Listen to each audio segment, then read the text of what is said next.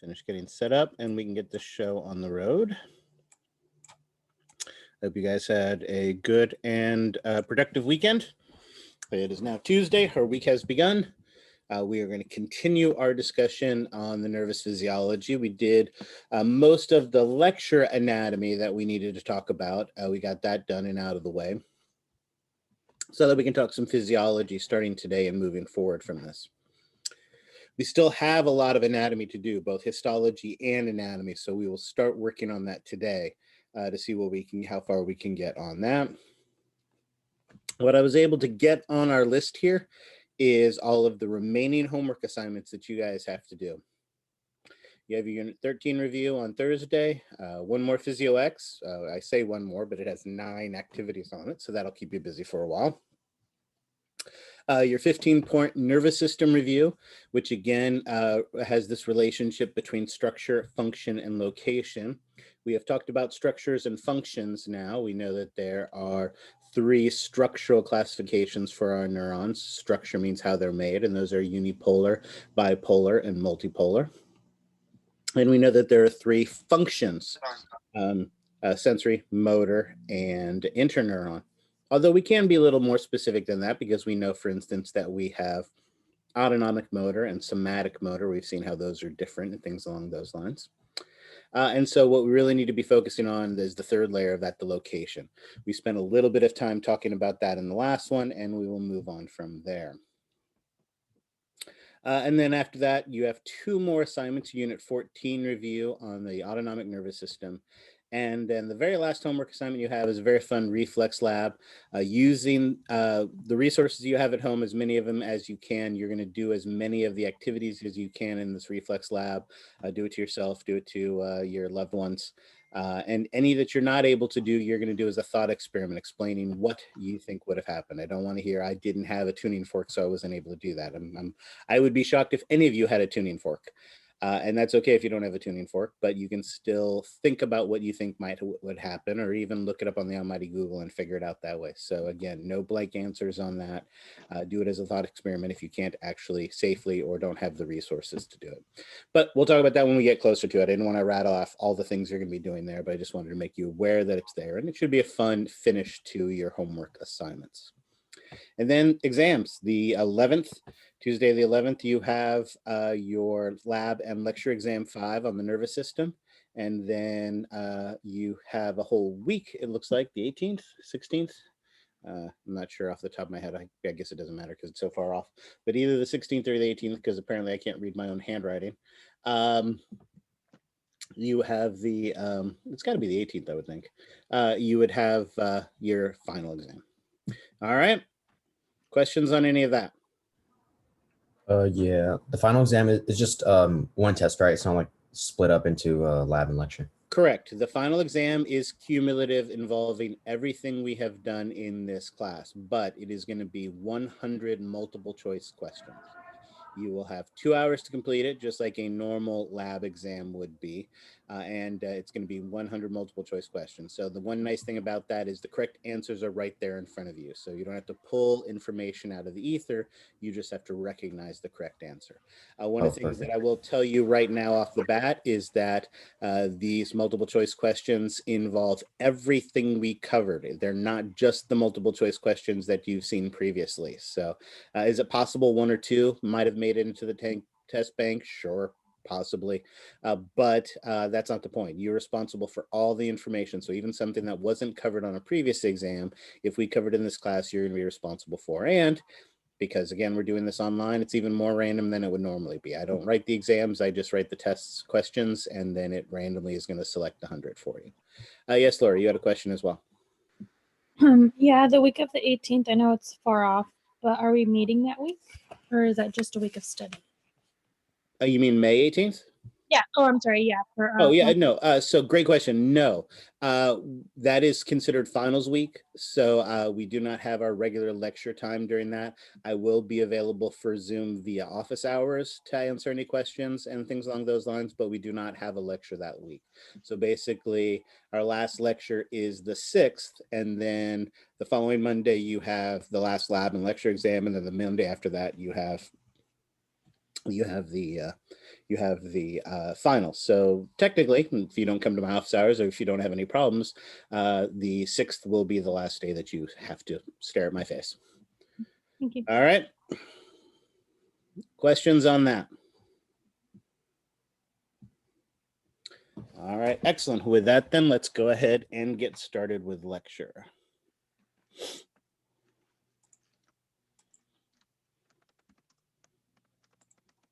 All right. In the last class, at the end of the last class, which is always a rough time, I talked a whole lot of words. But the key take-home message from that is that basically, when we are dealing with a cell, that cell wants to be at equilibrium.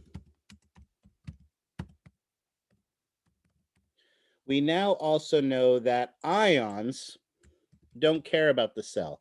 Ions only care about one thing. All they care about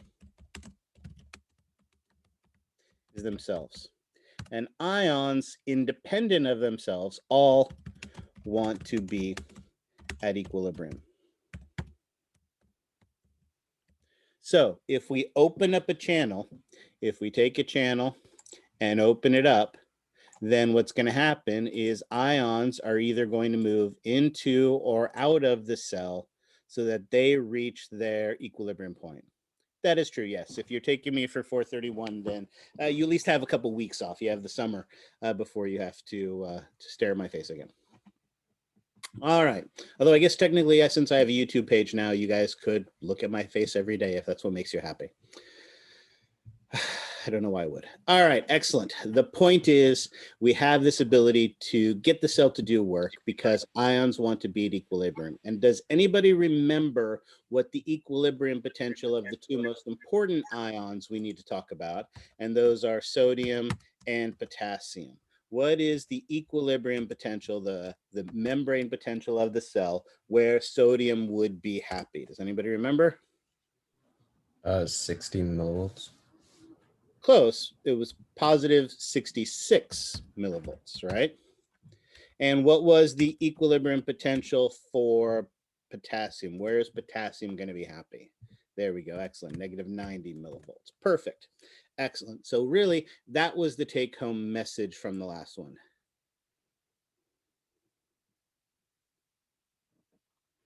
Her son swallowed what? A bolt? Like nut and bolt? Oh my. Well, hopefully everything will be okay. Hopefully it wasn't a lightning bolt. I'm not sure what that is either. I think it's like metal, little metal. Like a little screw or something like that. Yeah. Yikes. All right. Well, hopefully that will be okay. All right. Excellent. Well, thank you for that warning. All right. So absolutely.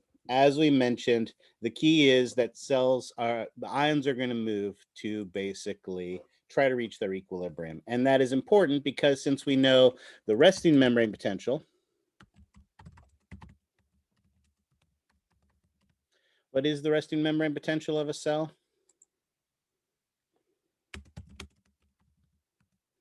Negative 70 millivolts. Right. Remember, negative 60 is our threshold. Negative 70 millivolts. Excellent. So we know basically if we open up a sodium channel,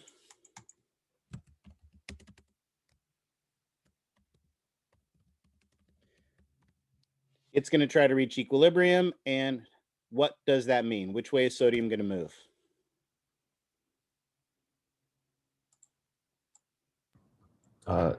Into. Yeah. And sodium enters the cell to make the cell more positive, to try and reach its equilibrium potential. All right. And if we open a potassium channel,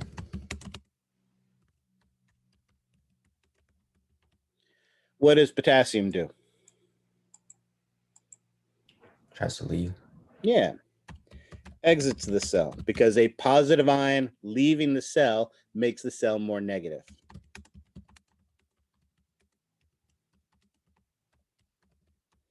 It makes it more negative or less positive, I guess. whichever way you want to think of it.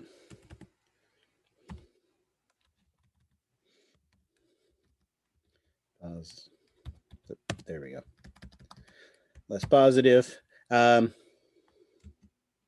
negative to try to reach its equilibrium potential. Right. And again, notice the key word is to try to reach their equilibrium potentials. Right. If I have a cell and I open 2 sodium channels, am I going to get enough sodium to be able to rush into 2 channels to get the cell all the way from -70 all the way to +66? No. No. But if I opened 1,000,000 channels and I left them open for 3 minutes, then yeah, it might be able to get all the way to to +66 millivolts. Right? But typically we don't have millions of channels, and more importantly, typically we don't leave them open for 3 or 5 minutes. So, but we do this, and remember, by getting those charged particles, the positive ions moving either into or out of the cell, we are producing a current. Just like an electron moving across the wire, we have a charged particle moving, ions going into and out of the cell, our charged particles moving, and that produces a current, right? An electrical current. And again, we have a fancy, I see your hand, Arthur, just give me 1 second. We have a fancy name for these currents in cells. We call them potentials. Yes, Arthur, go ahead. Yeah, when you're measuring the resting memory potential, are you measuring the inside or the outside? Because I was kind of confused on that. You're comparing the two. So the way that they actually do this is you have a cell, and basically with a voltometer, you basically put 1 lead inside the cell, 1 lead outside the cell, and you basically measure the difference between the two. So you're comparing the inside versus the outside. So when a cell is at rest, the inside of the cell is more negative, and well, that's way too big. And the outside of the cell is more positive. So it is, we actually compare from the inside versus the outside. And it's, again, going to be -70 millivolts on the inside. All right. You could argue that the extracellular fluid is a +70 millivolts then, because it's the opposite of it. But again, we care more about what's going on in the cells. It's the cells that are doing the work. So that's why we relate the inside versus the outside. Great question. Any others? Yes. Laura. I guess I'm a little bit so when the inside of the cell depolarizes, does that kind of mean that the outside repolarizes? I guess I don't know if that's confusing. So I totally get the point that you're saying. Yes, in those respects, we don't use those words, but you absolutely have the right idea. So for instance, when sodium enters the cell,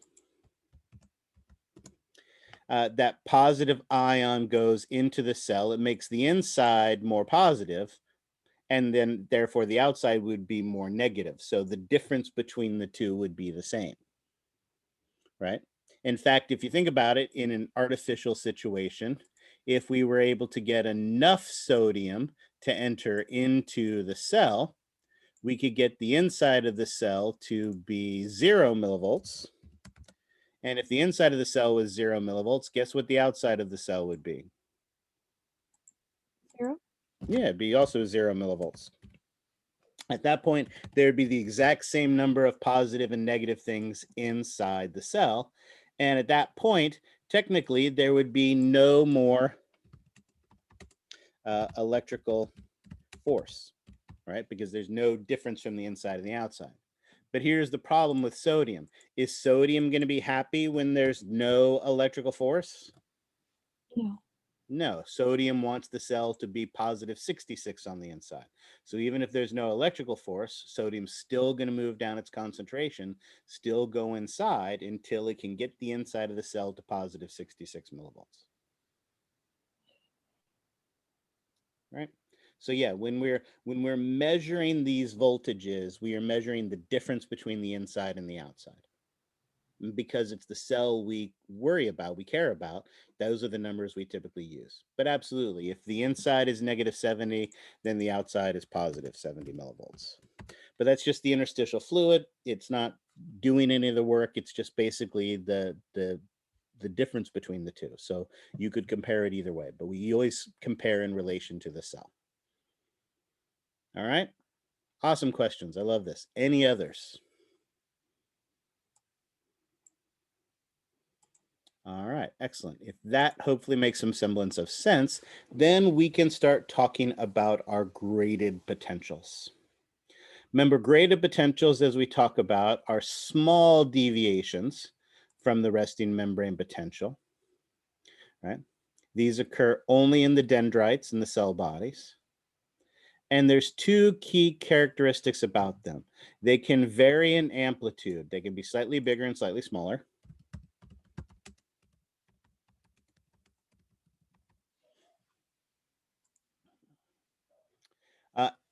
So they can be, sorry, yeah. And again, they're relatively small. They are small little waves. On average, like we said, typically around plus or minus 2 millivolts. And like we said, these occur on the dendrites and cell bodies. So let's see how this would work.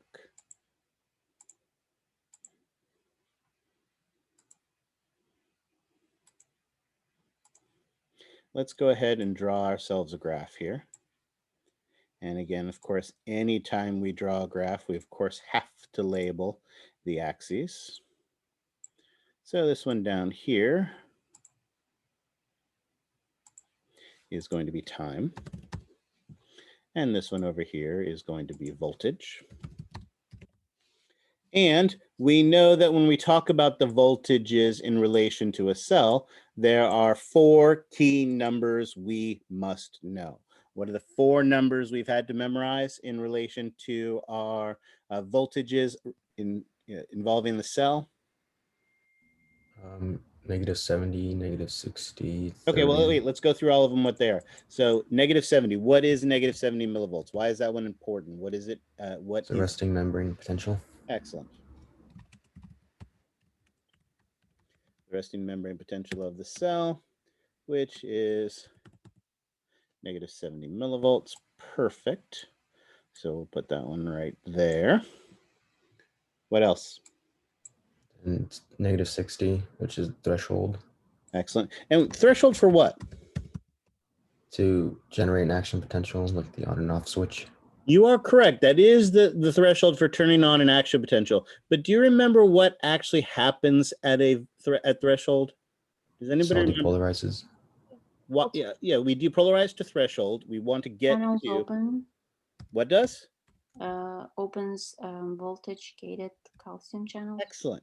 Threshold for our voltage gated channels.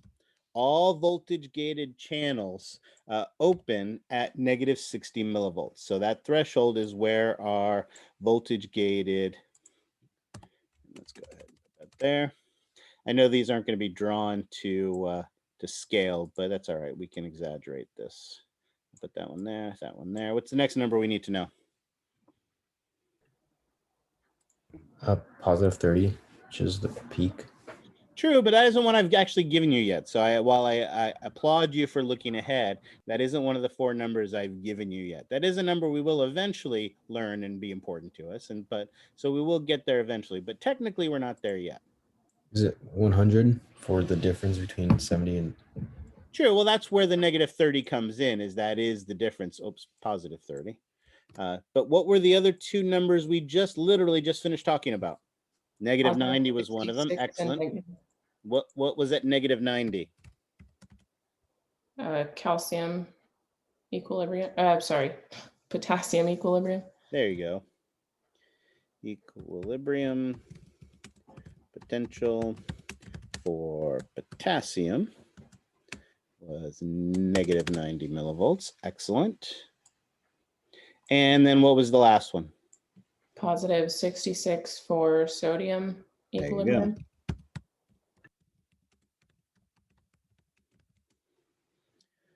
Sodium, perfect. And that was +66 millivolts. Excellent. So you are correct. Those are the 4 numbers we have identified so far. We'll get to positive 30 in just a minute. So actually, to avoid confusion, let's go ahead and erase that for now. All right. So we know if left alone, a cell will happily stay at negative 70 millivolts, basically forever, right? Our goal, though, is to get this cell to do work. And to get a cell to do work, and again, this is going to produce a graded potential. And this graded potential, remember, only occurs, let's say it this way, on the cell body and the dendrites.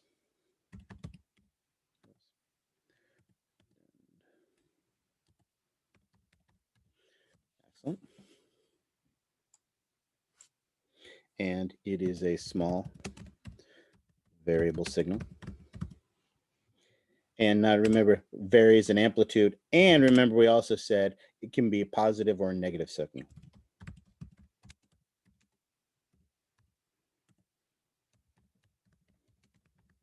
Now, the key here is to figure out how this would work.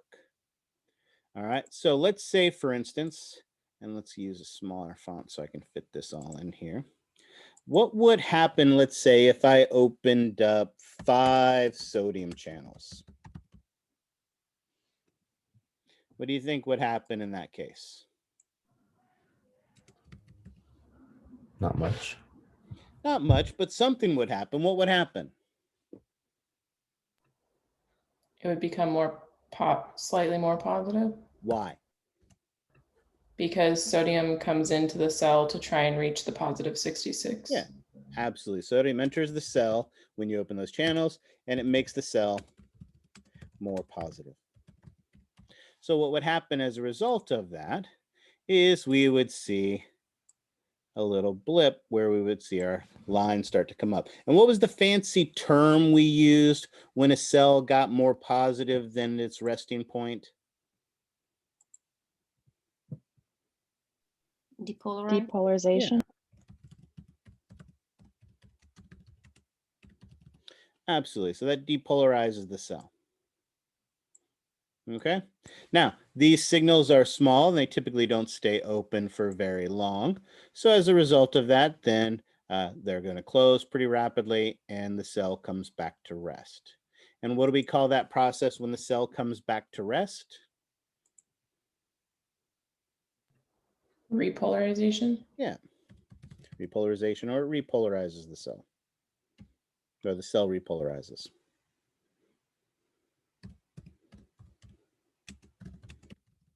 Excellent. Goes back to rest. Perfect. That makes some sense?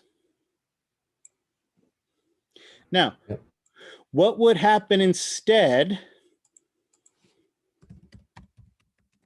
We open 10 sodium channels. Depolarize further. Yeah.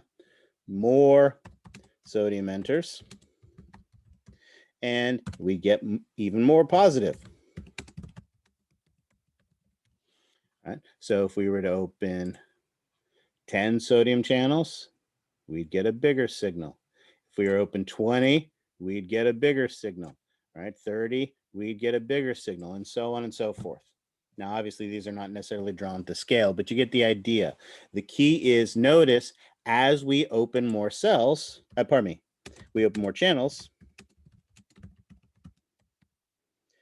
more ions flow, and we get a bigger signal. If we open fewer channels, less ions flow, and we get a smaller signal. So notice, in that fashion, we have accomplished our goal of making a variable signal. By changing how many channels open and close, we can get more ions to flow or we can get less ions to flow. All right. Questions on that? Excellent. So what happens instead if I open 5 potassium channels? The cell would hyperpolarize That is absolutely the magic word. Why? because it's more negative, or yeah, it's more negative. Why does it get more negative? This is I forgot the word. Coming out of- Equilibrium potential was -90. True. Well, that's what it's trying to reach the equilibrium potential, but you're forgetting this. You absolutely the right step. Potassium leaves the cell, right? If you open potassium channels, I want to know the immediate thing that happens. The immediate thing that happens is potassium leaves the cell, because potassium is a positive ion. When it leaves the cell, it makes the cell less positive, or again, more negative. Both are acceptable ways of describing that. And you are absolutely 100% correct on how we describe that. In that case, those 5 would make the cell more negative, and we would say that in that case, it hyperpolarized the cell.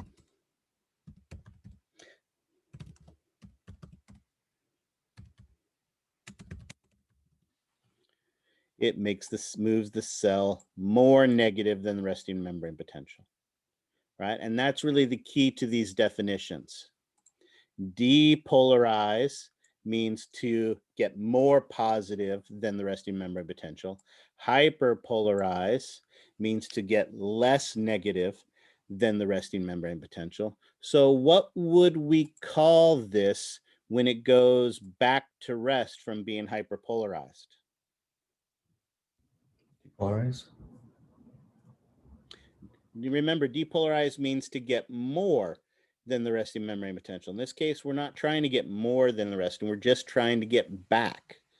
Didn't we have a term that means to go back to the resting membrane potential? Repolarize? Yeah, so notice repolarize, doesn't matter the direction. Repolarize the cell. If we repolarize, we are going back to the resting membrane potential. So repolarized means go back from either direction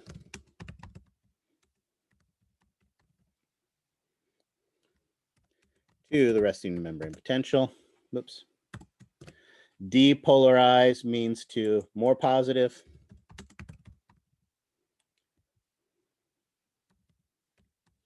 And hyperpolarized means less positive.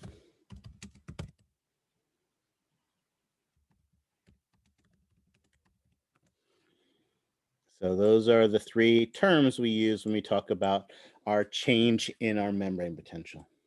And the same way we can open 5 potassium channels, or we can open up, or we can open up 10, or we can open up 40, or whatever it is. Again, we can vary the amplitude. And now, by notice which channels we open, we can make it positive or negative. So notice the variable part is how many channels we open, and the positive or negative is the type of channel we open.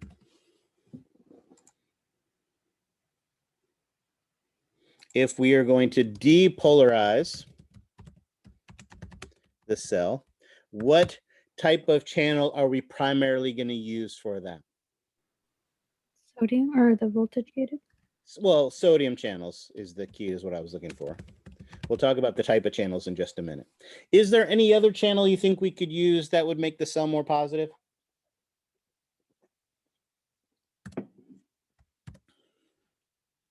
One that technically would do it, but maybe we wouldn't want to use a lot because when it comes into the cell, it makes cells do wonky things. Calcium.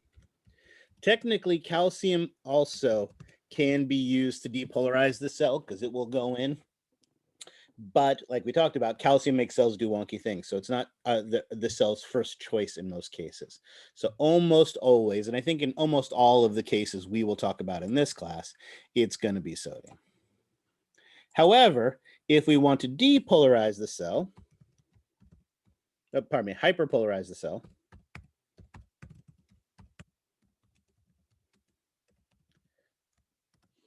What kind of channels would we want to use then?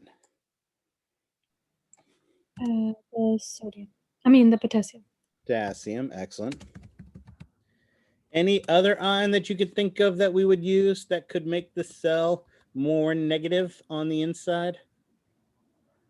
Chlorine. Yeah. Chloride ions. Absolutely. So those are the three main types of channels, really four, but 3.5, let's call it 3.5. 3.5 types of channels we will use to either hyperpolarize or depolarize the cell. All right. So again, now we know the type of channels that we need to open, sodium versus potassium. But let's come back to this concept of how many channels. We've learned that there are three types of channels. What are the three main types of gated channels? Voltage, chemical, and I'm not sure the third. Anybody remember the third? Mechanical. Mechanical. There you go. So let's start easy. To produce a graded potential, could we use chemically gated channels?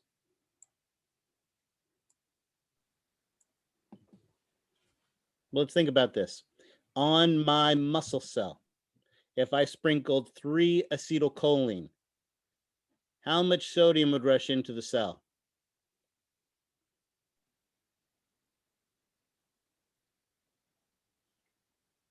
A lot or a little? Oh, A little. Yeah. If I sprinkled 10 acetylcholine, would that number change? Yeah. Yes. If I dumped a bucket of acetylcholine on there, would that number change? yep. Yes. So notice with a chemically gated channel, I can change how many are going to open. I can use a lot of neurotransmitter or a little bit of neurotransmitter. And so I can vary it. So more open or less open. What about mechanically gated? Remember, for that, it's how much you stretch the cell. Can I stretch the cell just a little bit and open a few, stretch it a lot and open more? Yeah. Yeah.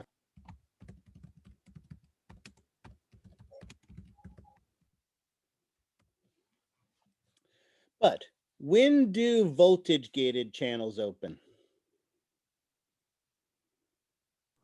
When there's already an action potential. Well, no. So again, be careful. It doesn't take an action potential to open them. What does it take to open a voltage gated channel? You've got the right idea. It Oh, takes a certain membrane voltage. change. But with membrane change to what? To Threshold. The threshold, absolutely. Now, is it possible to get to threshold and just have 3 of the voltage gated channels open, or half of them open, or 75% of them open? No. No, when I reach threshold, they all open. When I go below threshold, they all close. So is there any way that I could use voltage gated channels here to produce a variable signal? No. No, absolutely not. So notice, to be able to produce our graded potentials on our cell body and dendrites, we find chemically gated and mechanically gated channels. And so we are going to use these only to produce our graded potentials on our cell bodies and our dendrites. These can produce positive and negative by opening a different amount of sodium channels or potassium channels or chloride channels to give us depolarized or hyperpolarizing signals of varying amplitude. All right. Questions on that? A quick one just to kind of get clarification. So it's the reason we don't use voltage gated channels is because it's going to open it completely not semi open. Yes, notice at threshold, they all open. Below threshold, they're all closed. It's almost like voltage gated channels are all or nothing. Okay. Don't we have a kind of potential that is an all or nothing kind of potential? Refractory or No, we'll get to refractory too, but no, what was the kind of potential that was all or nothing? Anyone? The voltage -60. gated, is that? Action potentials, right? Remember our action potential. One of the first things we said about the action potential is that it's all or nothing. So not to spoil the surprise for you, but guess what type of channels we're going to use to produce our action potential? voltage gated channels? Yeah, we're going to use the voltage gated because they're all or nothing. And we know our action potential is all or nothing. So, and that's, remember, one of the things we said is that our axon is specialized, different than the cell body and the dendrites. That's what the axon has. The axon has voltage gated channels. The cell body and the dendrite doesn't. So the cell body and the dendrite can only produce graded potentials because there are no voltage gated channels on the cell body and dendrite. So we're sneaking a peek ahead, but hopefully that helps us to understand it. All right, excellent. So again, varying amplitude, it can depolarize or hyperpolarize depending on the different type. And we're producing variable signals. Again, 2 to 10 millivolts. And actually, it's even 1 to 10, with the average around 2. Right, millivolts. So again, remember we talk about electricity moves very, very similarly to water. So if again, because although you've seen my backyard, so I can't lie about it, but I usually lie that I have a big, huge Olympic-sized swimming pool in my backyard because, you know, as a college professor, I have that kind of scratch. And if I just sit at the end and just tap the water and produce tiny little waves, are those tiny little waves going to be able to travel all the way across my Olympic-sized swimming pool? No. No, of course not, right? So these only can travel short distances. However, if we remember our anatomy of the neuron, I have the cell body and I have the dendrites where I'm going to produce these tiny little signals. And if I want to produce an action potential, remember I have to get to that trigger zone in the axon hillock.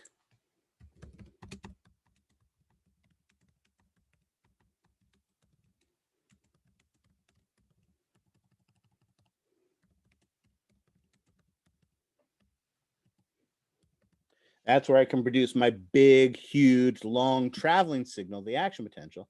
So notice it doesn't have to go very far. I can produce a graded potential out here on my axon and my cell body, and it just has to spread to the axon hillock. And if when we get to that trigger zone in the axon hillock, if I can get a big enough signal,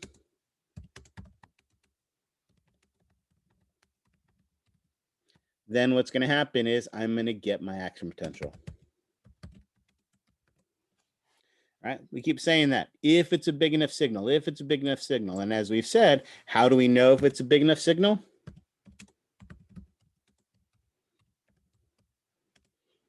How do we know if it's going to be big enough to reach? It will open channels Yeah. What do we need it to do to get it to open those channels? and get to threshold. Threshold, exactly. Yep. We have to get it to reach threshold at the axon hillock. If we can get it to reach threshold at the axon hillock, we can produce an action potential. Excellent. So that's our goal. So let's talk about the action potential. As we know, this is a large deviation from the resting membrane potential, a 100 millivolt change. That only occurs in the axon, and now we know why, because the axon contains voltage-gated channels. And in particular, although I think I'll say this in a minute, but I can go ahead and mention this now. It's going to have voltage-gated potassium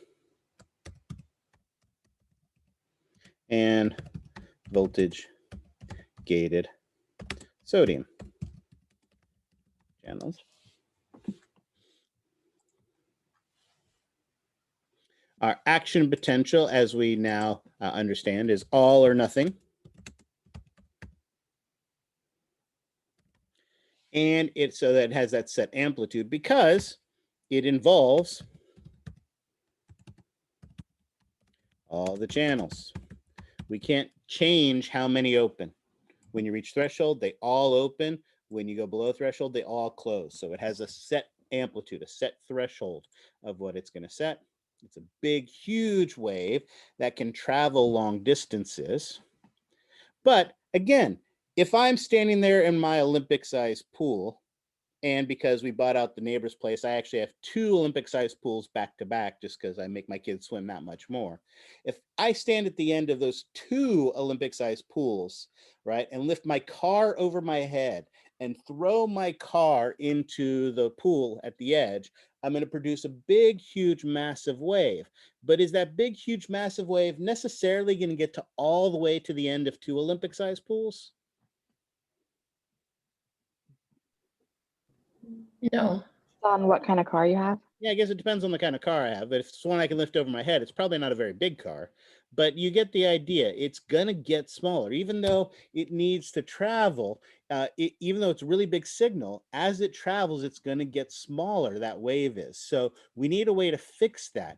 And it turns out our action potentials, and we'll talk about how this occurs a little bit later, have a special property called self-propagating. Or another way this is described is self-strengthening.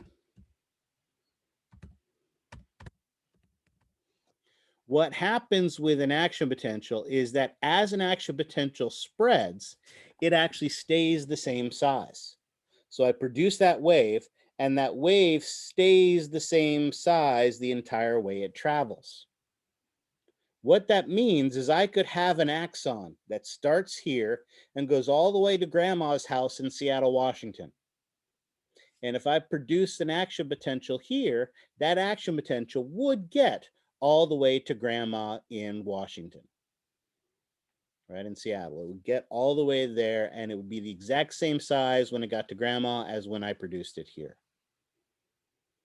So with this ability to self-propagate, our wave never gets smaller.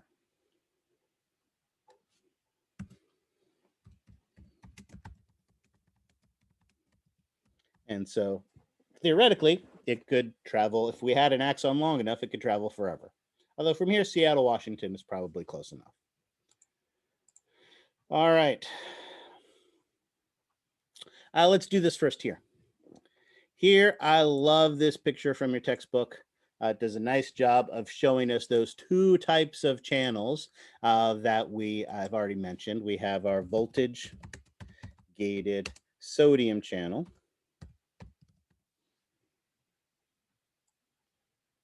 And a voltage gated potassium.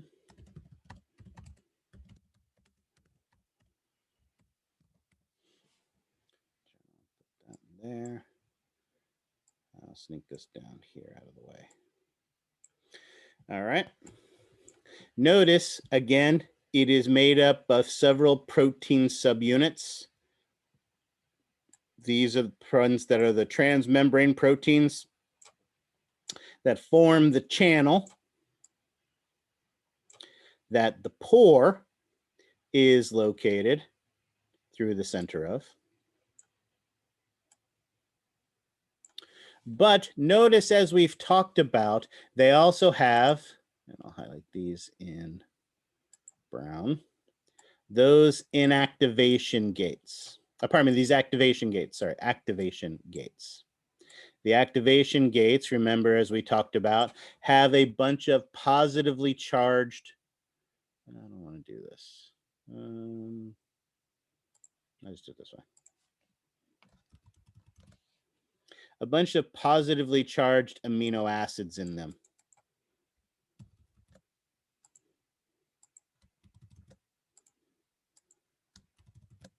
So when the cell depolarizes to threshold, those positively charged amino acids don't want to be inside the cell anymore, and so they are going to rotate up and away. And that is what opens the gate and opens the channel. So again, both open, and they both open at threshold. That is something that is consistently true for both of them. However, there is one big difference between them. While both open at threshold and close at threshold for that matter, it turns out our voltage-gated sodium channels open and close very quickly.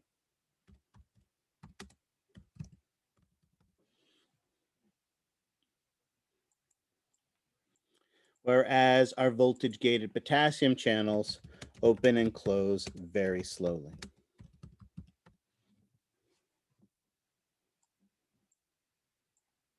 So voltage-gated potassium channels are much slower to open and much slower to close, whereas our voltage-gated sodium channels open and close very, very rapidly. But notice there's one other big difference. Notice our voltage-gated sodium channel has the ball and chain. And that ball and chain, remember, is our inactivation gate, where remember this ball can wedge itself in to this space. I don't want to use green. It can wedge itself in there. And when it wedges itself in there, even though the channel may be open, our ions can't flow. So remember, this basically means that this cell has three states. Pardon me, this channel has three states: open, closed, and inactive. Yep, let me just finish the statement real fast, Laura, and then I'll answer your question. Notice there's no ball and chain in the potassium channel, so it only has two states: open and close. Yes, now I'll answer your question. Yeah, so they had this kind of part in like a simulation in Labster, and I guess I got a bit confused in the inactivation stage, or when the it's that part is activated. Does that technically mean that that's when the cell is starting the process of repolarization, like coming down from depolarization, or is that just to? So to answer your question, it is one of the factors that will lead to inactivation. Yes, we're going to see into repolarization, that inactivation is one of the factors. We'll build to that. We are going to go through this step by step.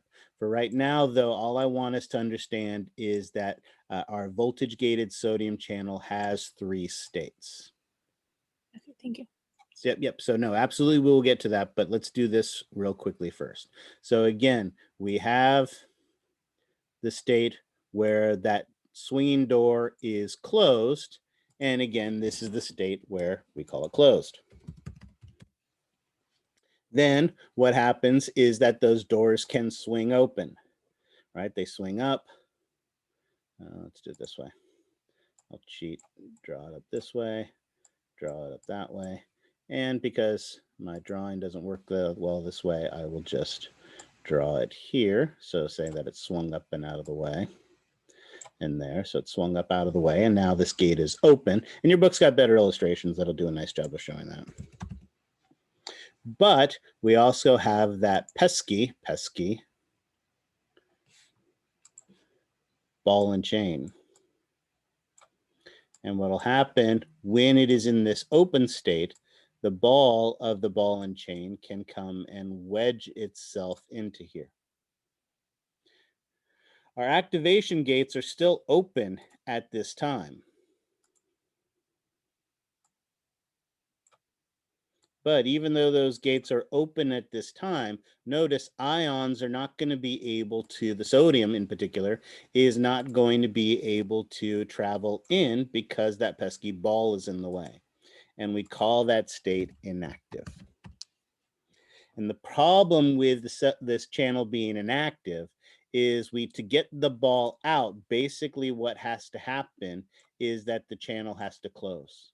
When these channels close and come back down, then they push the ball out. And so once the channel is closed, then it can be opened again. The problem is when it goes from open to inactive, it cannot go straight back to an open state. We have to get that ball out of there first. So it cannot go back to an open state. It must close first. And that's really the take-home message here. These channels, once inactive, must close first before they can be used again.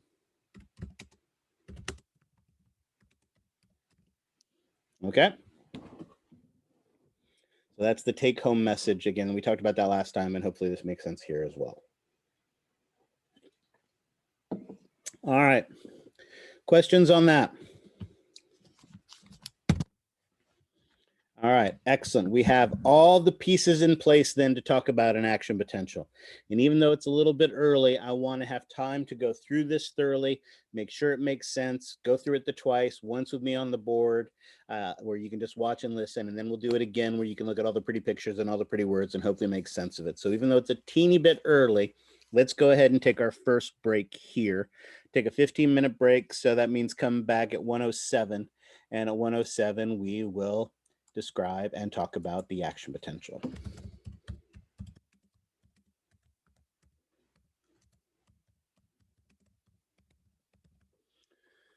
And let's make that big so we can all see it. All righty, questions on that? All right, excellent. I will see you guys in 15 minutes.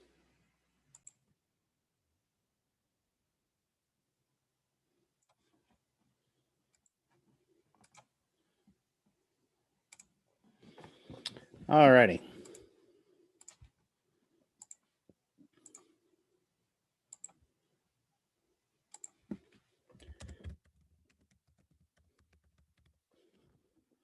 Our goal now is to talk about the action potential. Now let's talk about first, because again, you guys have mentioned this a couple times, so I want to make sure we understand what's going on here. We are, well, let's actually be more specific. Our goal here is to generate an action potential.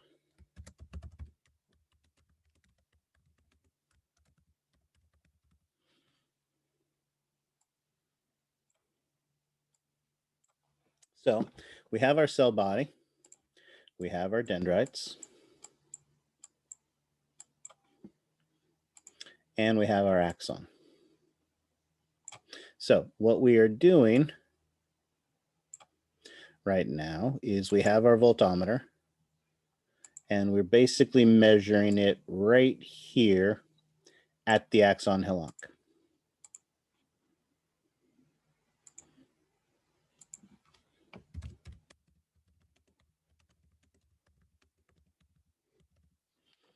And so we're measuring at the axon hillock, and that is where we're going to be observing the changes that take place.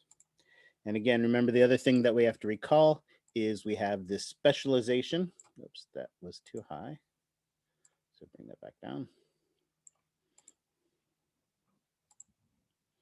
Is that our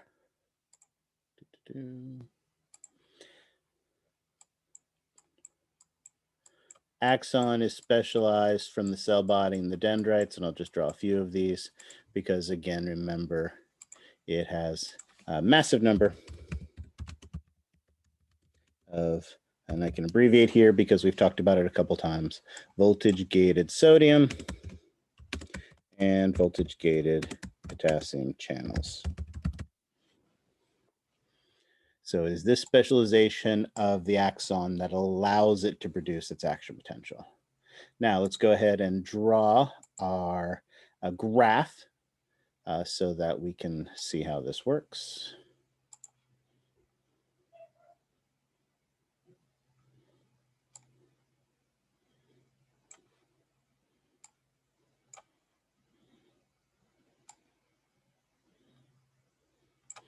And again, just like last time, we are going to put our time down here. We are going to put our voltage up here. And just like we talked about last time, and I will draw them again, I won't ask you for them again because we did this already. We need the equilibrium potential of sodium, which we know is positive 66 millivolts. That was one of the important numbers we needed to know. So we'll put that up here at the top. We know down here at the bottom, we have our equilibrium potential. Okay, I'm recording. Of potassium, which is negative 90 millivolts. And we'll put that down there. And we have our resting membrane potential, which we know is negative 70 millivolts. And we'll put that there. And then right here, we'll put our threshold, which is negative 60 millivolts. Now, I know my scale for this is slightly off, but that's okay. We don't care or mind. You're not going to be drawing this on the exam. So again, if it doesn't look as pretty as it could, then that's fine. All right.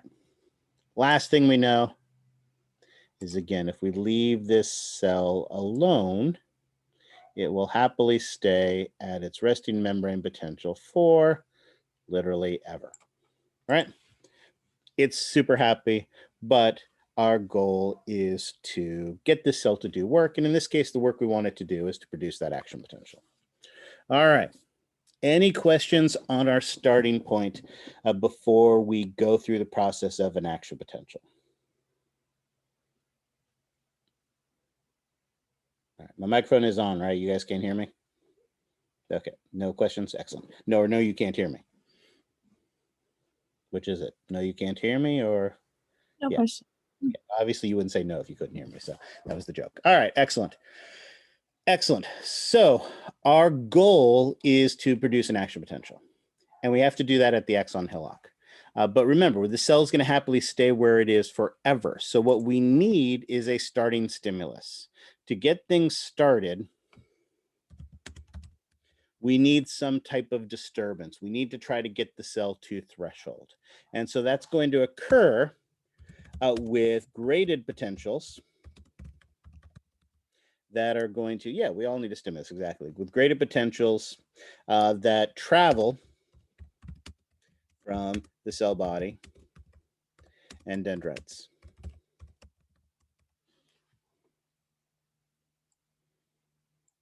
So what's going to happen is way back here, we've opened up some chemically gated or mechanically gated channels or something along those lines. And our graded potential, that little small depolarization, is going to travel down the cell body to the axon hillock, to the trigger zone, right? And so it's got to be, obviously, it must be a depolarizing signal.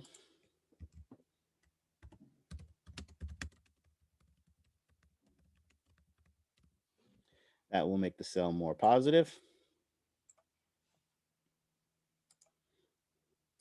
And if it makes it 3 millivolts more positive, what's going to happen?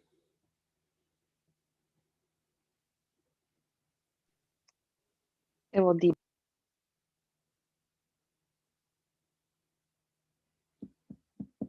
If that graded potential coming down the cell body dendrite makes the cell 3 millivolts more positive, what happens after that?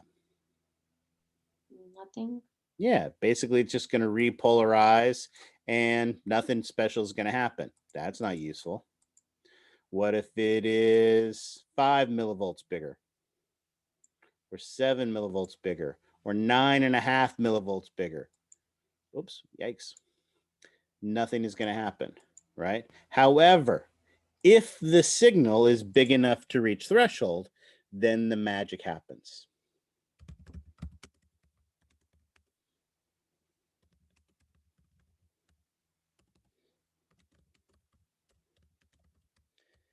If the signal is not big enough to reach threshold, nothing is going to happen.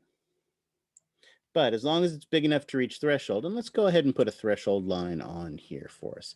That will be something that will be convenient. So we'll use brown for this and a really thin line.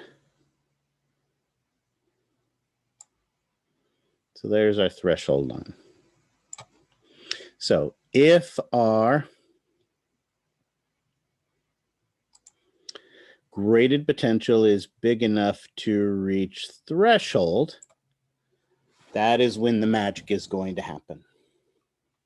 Now, what channels open at threshold? Voltage gated. Yes, and more importantly, all voltage gated, right? And remember, we have two types, voltage gated sodium channels, and we have voltage gated potassium channels. However, so at threshold, all of our voltage gated channels are going to open. But as we talked about before, do both of these channels open at the same rate? No. No. No. Voltage gated sodium channels open and close what? Really fast. Yeah, quickly. Whereas voltage gated potassium channels open and close slowly. Excellent. So the instant we reach threshold, as you guys mentioned, our sodium channels are going to open, and we are going to have a massive number of them. I guess we should be numbering these things. So I guess this down here was number 1. So then up here, number 2, we have voltage gated sodium channels open. And we don't just have a few of them. We have a ton of voltage gated sodium channels.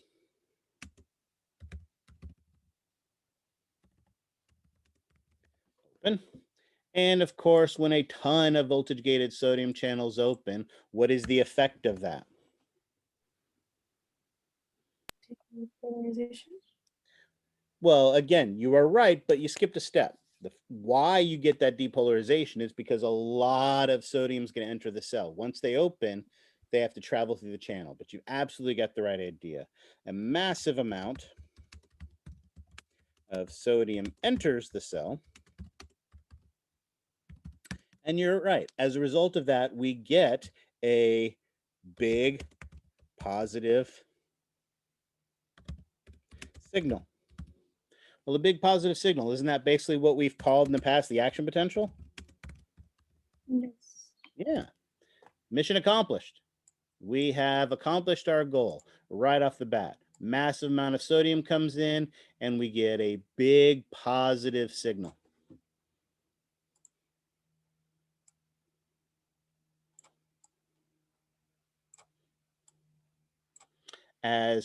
Because sodium is trying to reach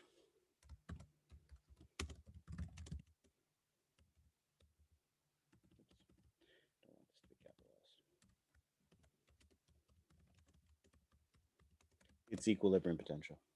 So because sodium is trying to reach its equilibrium potential, massive amount of sodium enters in the cell, and we get this big, huge, fast, rapid depolarization. And I'm going to go ahead and cheat and redraw that. Big, huge positive signal. All right. Excellent. So far, so good. All right. Now, sodium is trying to reach its equilibrium potential, but sodium isn't able to make it. The cell does not reach the equilibrium potential of sodium. And it doesn't reach the equilibrium potential for sodium, basically because two things happen. And these two things basically occur at the same time. The first thing that happens is, remember, as we talked about, the voltage gated sodium channels. Actually, I'm going to cheat. Let's do this. Remember, the voltage gated sodium channels have that inactivation gate. whereas our voltage-gated potassium channels don't. And what happens here is that ball of the ball and chain, or we can just be the inactivation gate, closes, right? The ball wedges itself in the pore. And as a result of that, no new sodium can enter the cell.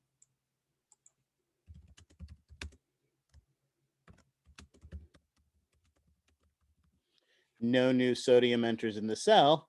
The cell can no longer can't get more positive.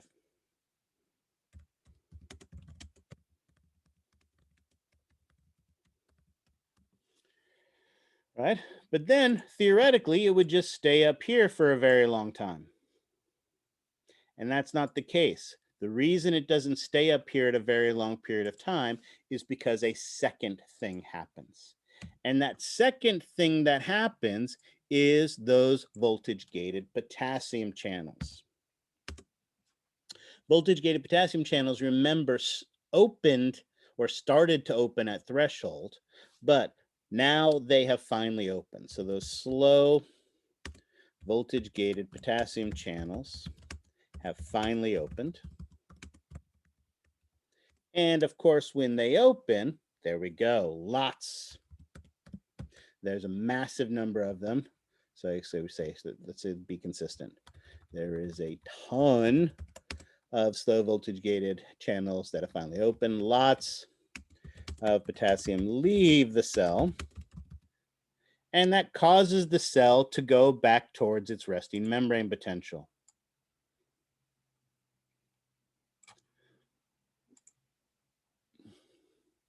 Lots of potassium leaves the cell, makes the cell more negative, and the cell repolarizes.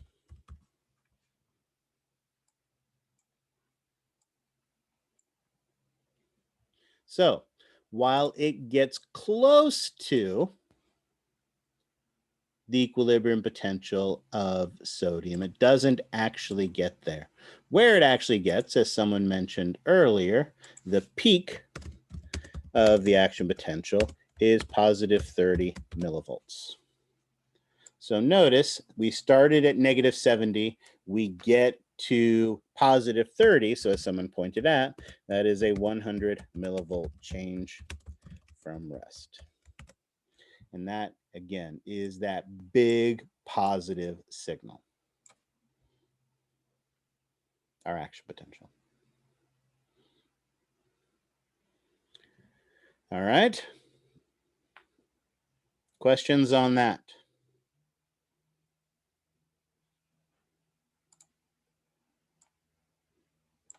All right. So two more interesting things we have to talk about. Notice as this cell continues to repolarize back towards its resting membrane potential, along the way, our cell passes threshold again. Oh, so I guess this was 3 when we were doing our numbering system. So then here's 4. And again, remember, the number of steps that you use, I don't care how you organize this. I guess I'm just doing this for the sequentialness of it. Cell passes threshold on the way down as it repolarizes. And as we pass threshold on the way down, what's the immediate effect of that? All the voltage gated channels are going to close. All right. Sodium right away. And notice when these close, they kick the ball of the ball and chain out. And the cell and the channel is no longer inactive. and it could be opened again. However, do our potassium channels close right away? No.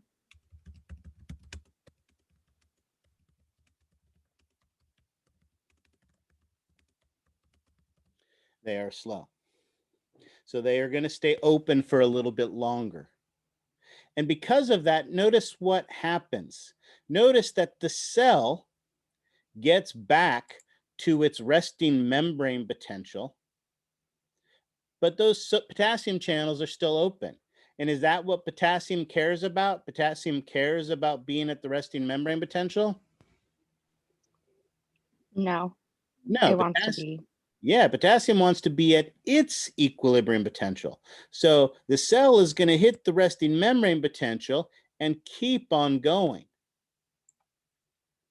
Pass beyond the resting membrane potential. And when we go past beyond the membrane potential, what do we call that when it's going more negative than the resting membrane potential? Hyperpolarization. Yeah, so notice way back up here, when we open those voltage-gated sodium channels, not only does it cause the cell to repolarize, but it also causes the cell to hyperpolarize.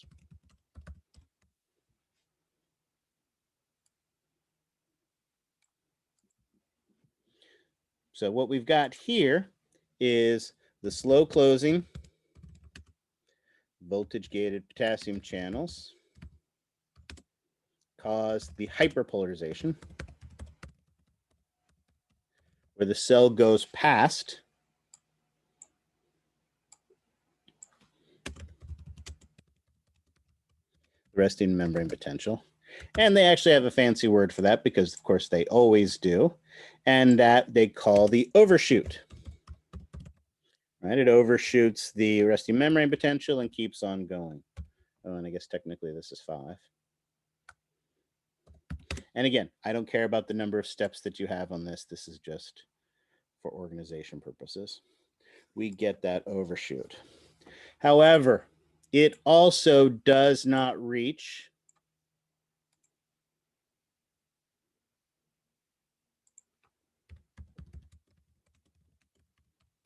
the equilibrium potential of potassium because what happens?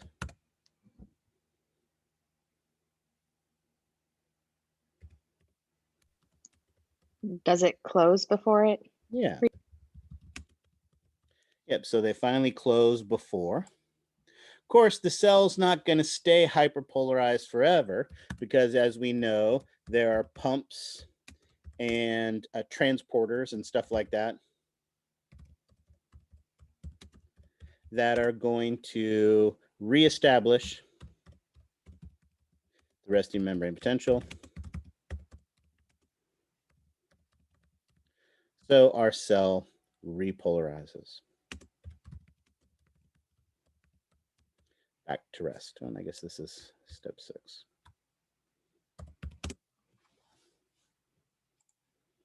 So it comes back up to our resting membrane potential, and now it's back at rest. And it'll stay there happily forever, as we know.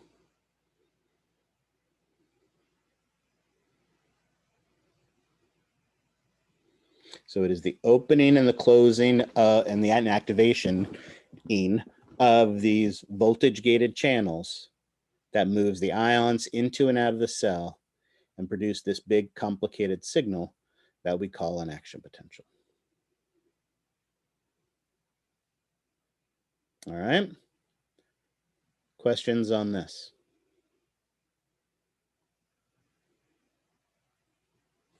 All righty, we have done this here on the board. Let's take a look at the pretty pictures from your textbook.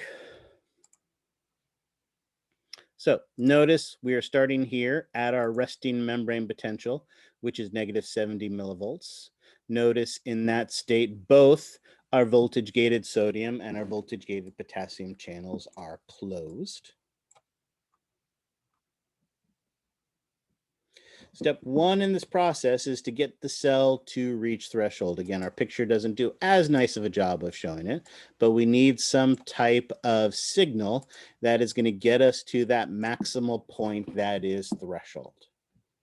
And so what is that signal? It is the graded potential coming in from the cell body and the dendrites. So since we have a little room up here at the top, let's go ahead and draw that. Here's our cell body. Here's our axon. And I guess we can put a couple dendrites. We have a graded potential. Oops, no. That spreads from the cell body and dendrites to the axon hillock, where we're actually measuring this voltage change. So a graded potential travels down, and if the cell is big enough, if the signal is big enough to reach threshold, then, which is of course negative 60 millivolts, then all of, and I guess I should say it here, all of our voltage gated channels are going to open. But remember, they don't all open at the same rate. Remind me again which ones open first. Sodium. Sodium, exactly. So our voltage gated sodium channels open. Sodium rushes into the cell. Notice again, this illustration is much, much nicer than the one I've been drawing. But we can see how those doors swing open, opening up the pore so that our sodium can move. We have a massive amount of sodium into the cell, giving us that very, very rapid, fast, big depolarization as it's trying to reach positive 66 millivolts. Of course, it's trying to reach positive 66 millivolts, but is it going to get there? No. No, because two things happen, right? It's trying to get there, but two things happen. The first thing that happens, as we see here, again with that nice illustration from your textbook, that ball of the ball and chain wedges itself into the pore. So our voltage gated sodium channel becomes inactive and no more sodium can enter into the cell. So there's no more depolarization.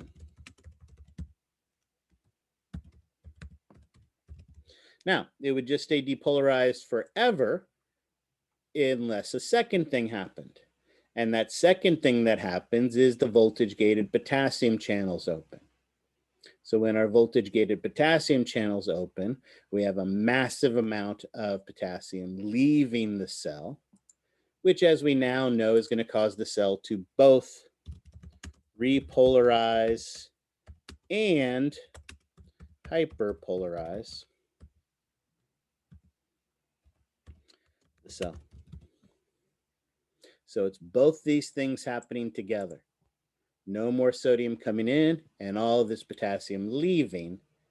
That causes it to both repolarize and actually do that undershoot past the resting membrane potential. And what value did we give to that peak of the action potential? Positive 30. Positive 30. Yeah, positive 30 millivolts, giving us that 100 millivolt change. Excellent. Oops. Wrong button.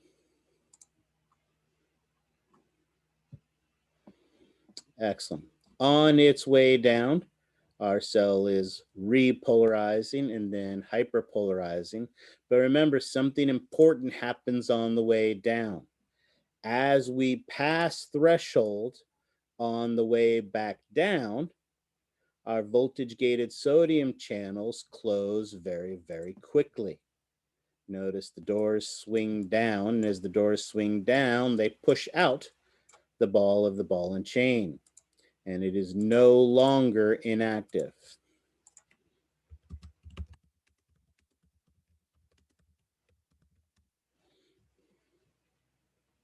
Which is very, very important because remember, if it's no longer inactive, now it can be opened again. Right? Let's think about this. When the channel is open the first time, if a channel is already opening, can you open it a second time? No. No.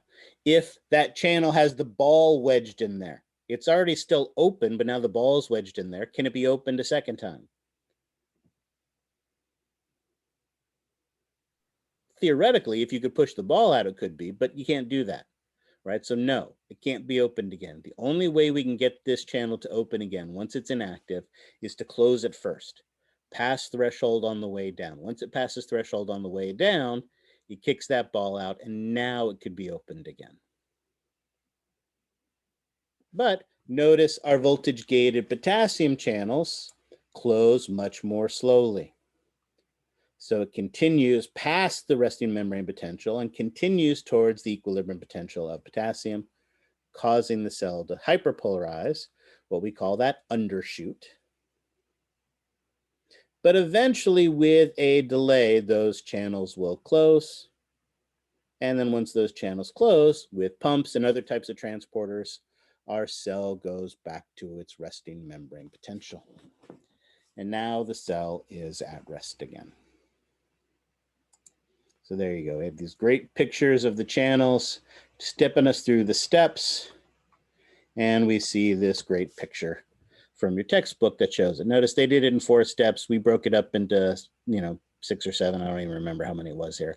I don't care how many steps you use to describe it. If you want to use 47 steps to describe it, I'm perfectly fine with that. All I care about is that you have the right information in the right order. But just like we did in the last class, just like we talked about there, it is important to emphasize the steps. Don't just say that voltage-gated sodium channels open and the cell depolarizes. You're skipping a step there. Voltage-gated sodium channels open, sodium rushes into the cell, making it more positive. And that sodium rushing into the cell is what depolarizes and makes it more positive. So make sure you are descriptive. Make sure you are specific in describing this. Again, a little bit of simplification of an illustration here, but I love this picture. This is a really, really cool picture that can be a tiny bit confusing at first, but if you pay attention to it closely, you can clearly see what's going on here. What is going on here, and let's start first with the purple, is of course our action potential. With our action potential, you can see we have the rapid depolarization, the rapid repolarization. Oh, actually, that's horrible. Let's use the highlighter. See if that's a little better. Again, depolarization, hyperpolarization, repolarization, hyperpolarization, and then again, repolarization again. So there we can clearly see our action potential, nothing new there. But notice there are 2 other curves that they've drawn here. And notice these curves are the permeability of the ions. Notice at first, our voltage-gated sodium channels are closed until we reach threshold. At threshold, all of the channels open very, very quickly. So there's a massive movement of sodium as the permeability of sodium. Permeability means how much of the ion is able to move either into or out of the cell. Massive amount of sodium is able to enter into the cell, but then notice just as quickly they inactivate. So just as quickly when we inactivate it, it goes back, all of those get inactivated, sodium can't flow through them, and so the permeability goes down very, very rapidly. Notice the permeability of potassium is very, very different. Notice potassium, at threshold also start to open, but they open really slowly. In fact, notice the peak of when they open, right, is when the cell is already on its way back down and almost reaching threshold again. Then it does reach threshold, and again, very slowly, once again, it takes a long, long time for those channels to fully close as well. So this shows how it's a much slower opening and closing to the to the potassium, whereas sodium opens very quickly and inactivates very quickly. All right, questions on that? I'm gonna go back to this picture. Any questions on the action potential? Because if this doesn't make sense, it's just gonna get worse from here. And actually, in fact, let's go back to our picture. Yes, Laura, question. Oh, never mind. I read it right there. So right on number 4. So when you pass the threshold or going down, repolarization is when the sodium gates close. Well, so hold on, let's draw one more line. This one last line we need to draw is our resting membrane potential. So hopefully we'll make that work like that. All right, so this is the resting membrane potential. So technically, as the cell is moving towards the resting membrane potential, the cell is repolarizing. So potassium's leaving the cell, it's driving it back towards its resting membrane potential. So we call that a repolarization. However, notice it doesn't stop there. It continues to drive it towards its equilibrium potential. And as it's continuing to drive it towards the equilibrium potential, at this point, it is now considered to be hyperpolarizing the cell because it is making it less than the resting membrane potential. But once they close, then then the cell starts to go back to its resting membrane potential, and that is where it repolarizes. So it repolarizes because it's going back to rest, hyperpolarizes, which is that overshoot that we talked about, and then finally repolarizes again. Does that make sense? I know it's vocabulary, but because technically it doesn't stop what it's doing. It's always trying to get there. So sneakily, we always know it's trying to hyperpolarize it. But technically, because it's driving it back towards the resting membrane potential, we do call it a repolarization first. So we say it repolarizes and then hyperpolarizes the cell. All right, excellent. Any other questions on this one action potential? All right, if I asked you the essay question, how do you generate an action potential at the axon hillock? This would be the answer to that question, period, end of story. So I want to make sure we understand that. Okay? All right, and let's do one thing. Let's see if I can sneak this all over here. Oops. On there.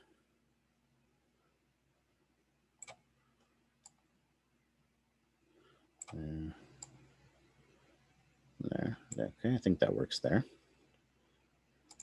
I'll just go ahead and erase that. All right. And actually, I'm going to draw a box. Steal some space here. Excellent. This is how we make one action potential, end of story. But as we've learned already, like for instance, hold on, someone made a comment. No, hopefully, no, hopefully we're not going to make it more confusing. So we are adding a layer onto this. But the key to this is that as we've learned, like for instance, if I'm going to move my arm through space, well, I'm going to take this soda and lift it to my mouth. Do I just use one action potential to do that? No. So as we know, really to function, we must produce many action potentials. Oops, that did not write at all.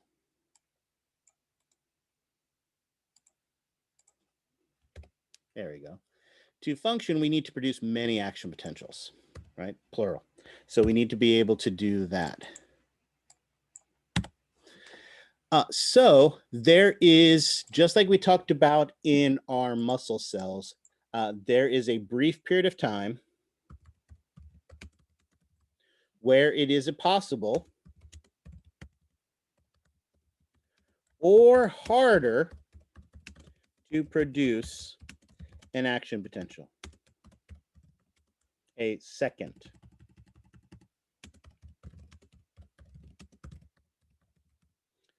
And this period of time, just like when we talked about our muscle cell, we call a refractory period.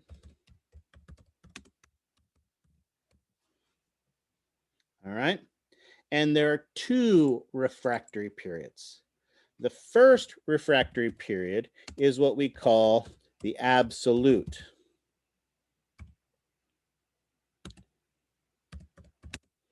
refractory period.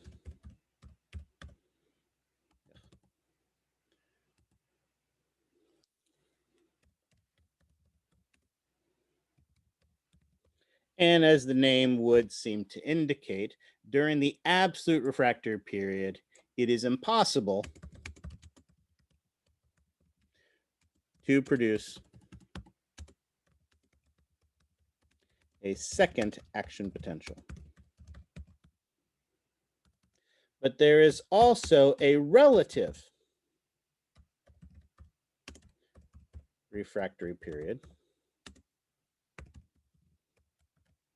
where it is possible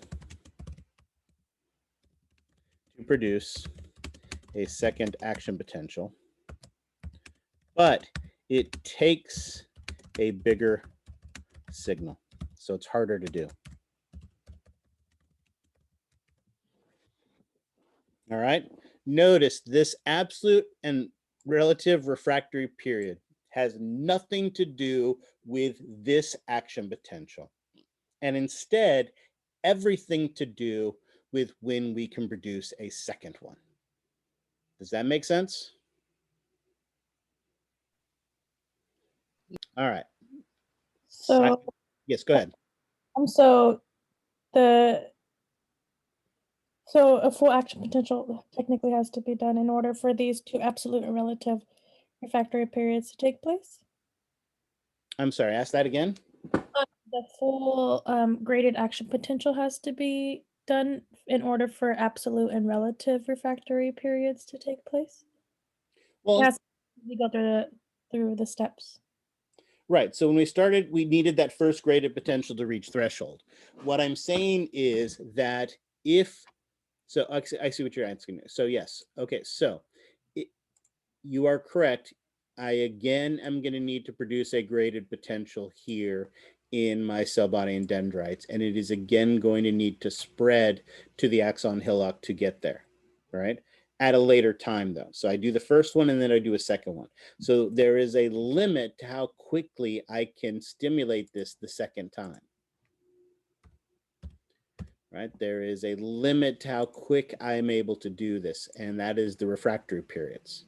So let's talk about why that would be. What causes these refractory periods?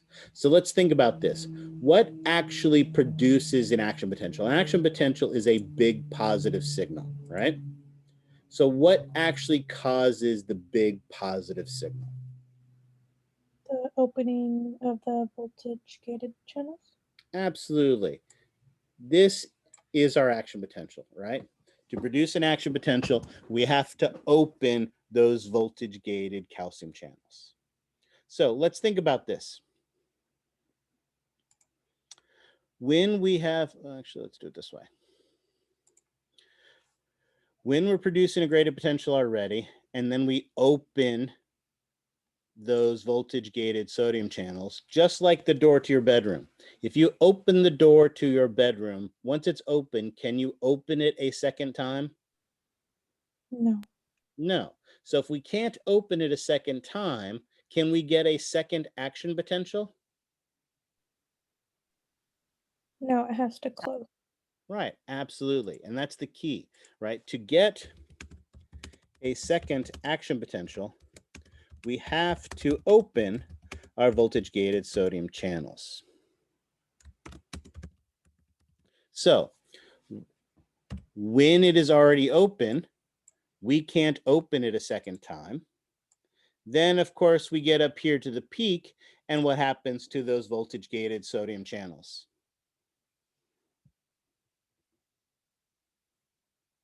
What happens to the voltage gated sodium channels at our peak? The ball blocks. Blocks it, right? It's inactive. And if it's inactive, can it be opened again? No, it has to close. Excellent. And where is it going to close? During the repolarization? True. Where precisely during that repolarization? When it reaches threshold. when it reaches threshold. So notice, basically from the moment when we stimulated the very first time to the moment that we reach threshold on the way back down, there is absolutely positively nothing we can do to get this cell to produce a second action potential. So during this period of time is our absolute refractory period. We cannot produce a second action potential during this period of time of our first action potential. But then our channel closes. Oops, no, hold on, I wanted that to stay red. Once the channel closes, can we open that channel again?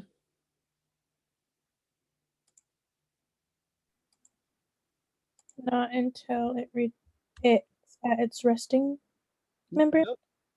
Notice once the voltage gated sodium channels close, they can be opened again. However, how do we get our voltage gated sodium channel to open?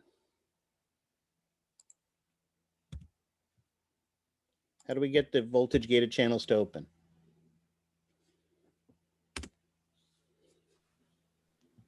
You guys are overthinking it. How do we get any voltage gated channel to open? A big positive signal. It doesn't take a big to get them to open. What do we need to do to get them to open? Reach It threshold. just needs to reach. Must reach threshold. And notice that's the problem, because during this period of time, the cell is hyperpolarizing. The cell is getting more negative, right? It's simple math. If you think about it, notice our very first stimulus, how big did our first stimulus have to be to reach threshold? Not very big. Well, give me a precise number. We had to get from -70 to -60. What was that?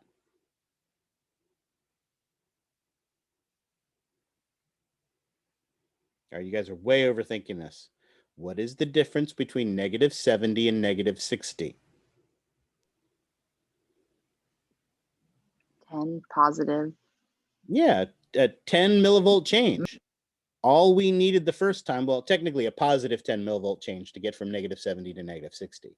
But it was a 10 millivolt change. All we needed was a 10 millivolt change. Well, let's think about this. If the cell is down here and I gave it that same 10 millivolt change, am I going to be able to get to threshold? No. No. Notice it is if I can get it to reach threshold, and if I get it to reach threshold, it will open. But notice it's going to take a much bigger stimulus to reach threshold. So notice during this relative refractory period, it is possible to get a second action potential, right? It's possible, but it's harder, but it takes a bigger signal.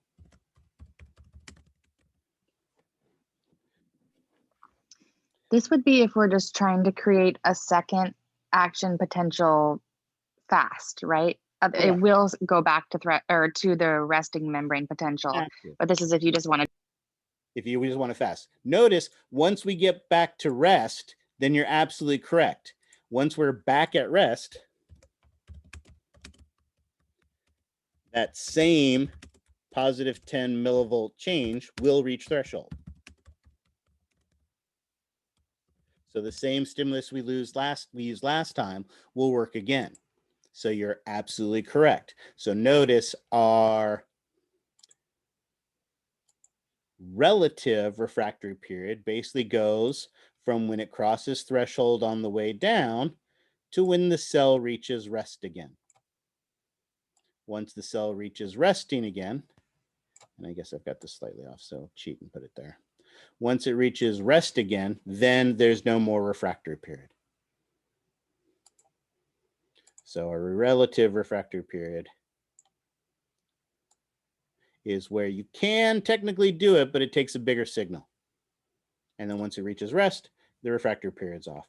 I've made a teeny bit of a mess of this picture. Your book's got a simpler picture that shows this same thing. Notice our absolute refractory period, where no matter what we do, it is absolutely positively impossible to fire another action potential, is from its first stimulated till it passes threshold on the way down. Once it passes threshold on the way down, all the way to the point where it gets back to resting membrane potential. Once we close that channel, it can be opened again. It's just harder. And so that is what we called our relative refractory period. All right. So again, that's really the definition. Here, no AP, no second AP, no matter what. You can plug it into a light socket. You can hit it with a lightning bolt. You can pray to the Almighty Lord above. No matter what you do during this period of time, there's absolutely positively nothing you can do to get a second action potential. Our relative refractory period, yes, you can get a second action potential, but you need a bigger stimulus because it is harder to reach threshold.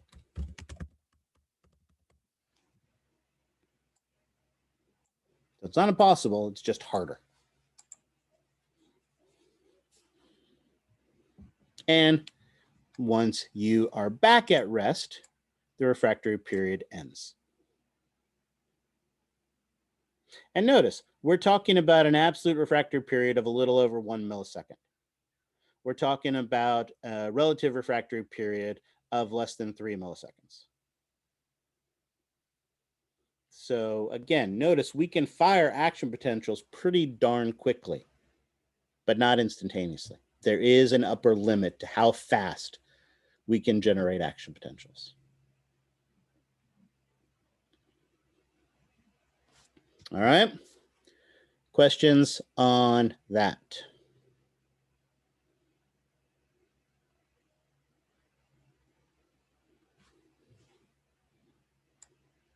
Excellent. Glad to hear that. So what do you think, Amanda? Did that make it more confusing? No, actually not. Okay, good. Excellent. Well, so then no more surprises then. Yeah. And again, it's one of the things that I've been saying, even if you think back to the muscular system. Yes, contracting a muscle was a very long process. But if you think of each individual steps, none of the individual steps were super complicated or super confusing. It was just you had 418 of them in a row, right? It's one of the things that I like about anatomy and physiology. The individual pieces aren't hard.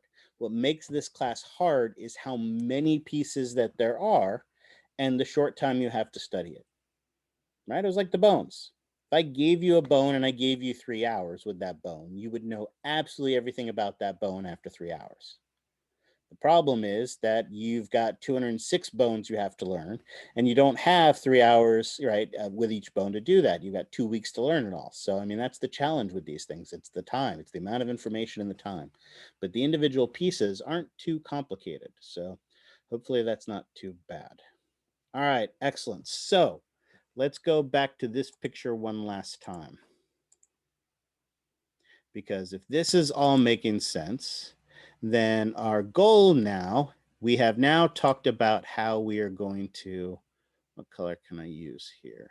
Let's use green. How we produced an action potential right here at the axon hillock. What we need to do now that we've done that is we now have to spread that action potential down the axon. So we need to propagate it. Now that we've generated an action potential, the next thing we have to do is propagate or spread that action potential. And so that is what we're going to do next. Again, let's take a little time for this to sink in. It's again a teeny bit early, but we got a lot to cover today. So now's another good point for a break. So I'll go ahead and leave this on the screen. Let's take another 15-minute break. We will restart at, that makes it 2:15, and I will record at that point. All right. Any other questions before we take our second break? Nope. Excellent. All right. I will see you guys in 15 minutes.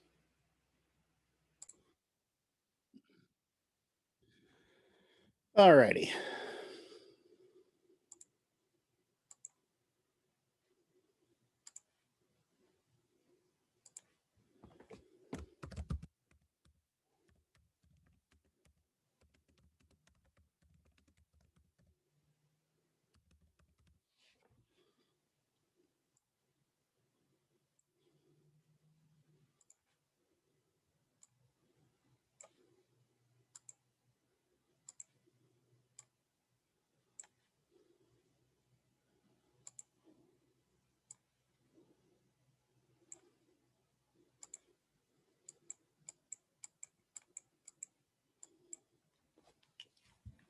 So, as we know, right here in the trigger zone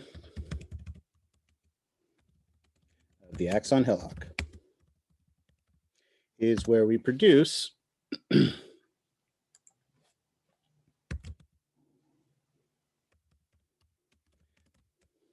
action potential.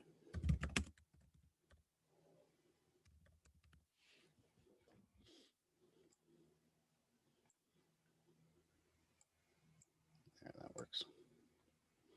And so again, that is occurring right there. But the second thing, once we've produced that action potential, we need to spread that action potential down the axon. So our next goal is that spread or propagation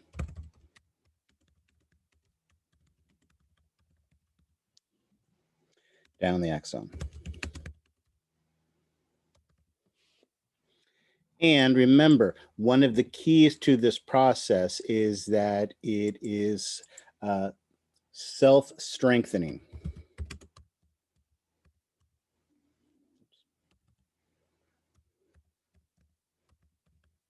Meaning that the action potential stays the same magnitude the whole way. All right. So it's not like that wave in the pool that gets smaller as it travels. In this case, it stays the same size. Now, the reason this occurs, and let's take a look. What we're going to do is take a chunk of this axon. So let's do that. Let's do that.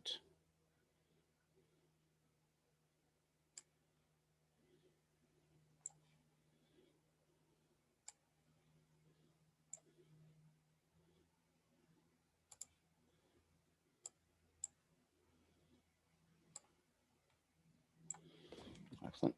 So we know, let's do it as lines. That what makes the axon special is that the axon has those voltage-gated sodium channels and the voltage-gated potassium channels that our cell body and our dendrite doesn't. I'm just going to draw a single line of these along the top, but obviously these are also on the bottom and all the way around this three-dimensional structure. So these are just an indication of that. And while we know all of the steps that are involved in the production and the repolarization of our action potential, we also know that when it comes to making that big, huge wave that is going to be produced and spread down the axon, we know that the big positive signal is caused by the opening of voltage-gated sodium channels. So we know at its core, our action potential is produced by the opening of voltage-gated sodium channels. Yes, the potassium channels are vitally important for the repolarization, so it can be used again, yada, yada, yada. But an important thing to remember is when we're talking about propagation, is primarily it's just the voltage-gated sodium channels that we care about. So while these are, of course, both voltage-gated potassium and sodium channels that's here, it's the voltage-gated sodium channels that we care about. So here we have our axon hillock. Here we have our cell body where the dendrites are located and our axons. So we have our anatomy. Any questions on this? No. All right, perfect. So as we know, hold on, let's keep that there. As we know, this process starts with a graded potential, spreads to the axon hillock. That's big, so let's make that a little smaller. That graded potential spreads to the axon hillock. Of course, when it gets here, it depolarizes the axon hillock, and it depolarizes it to threshold. And of course, when we depolarize to threshold, what happens?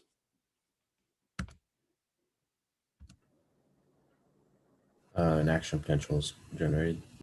True, but again, walk me through it step by step. What's the first thing that happens? Voltage gates. Yeah, voltage gated channels open. And again, if we really want to be specific, our voltage gated sodium channels open. And when our voltage gated sodium channels open, what happens?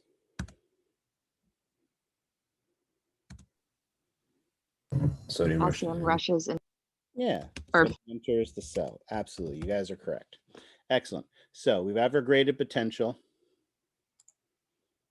that is spread to this region, depolarize this region in the axon hillock. And as a result of that, we have this huge, massive influx of sodium. So a massive amount of sodium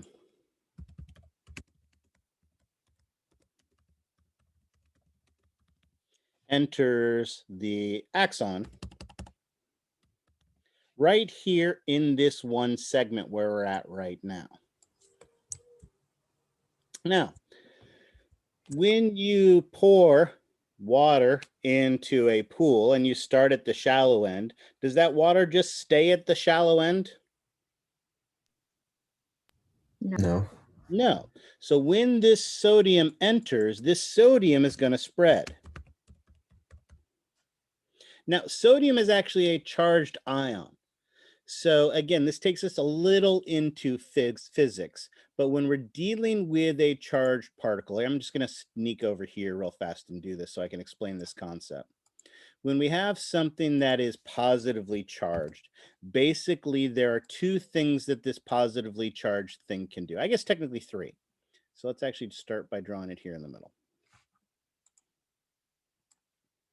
Thing one that charged particle can do is just stay there.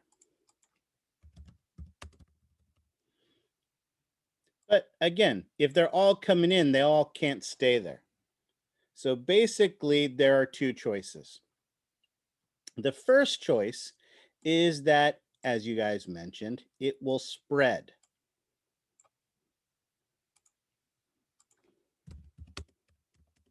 And notice I have this spreading. Oops, why did that not? Notice I have this spreading to the right. Is it only necessarily going to spread in one direction? No. It will spread in both directions.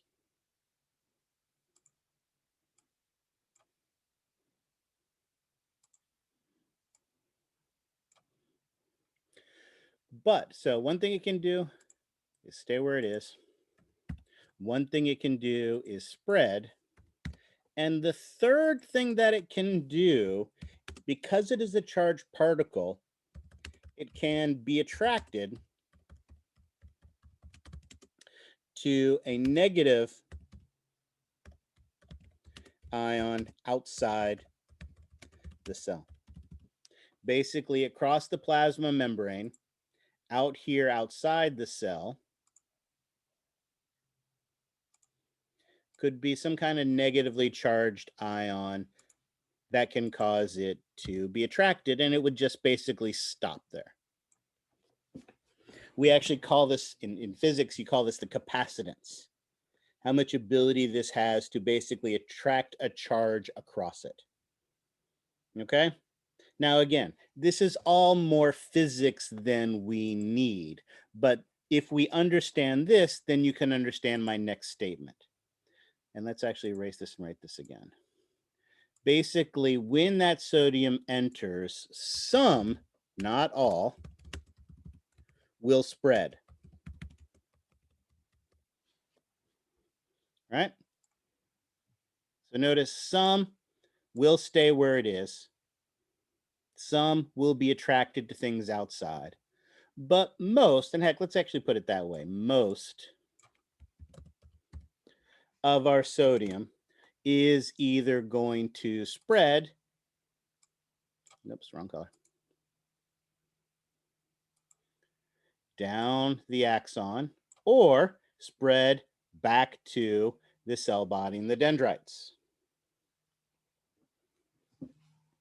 All right. Does that make sense?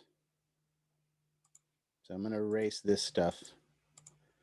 I don't even care necessarily if you understand the concept of capacitance and why.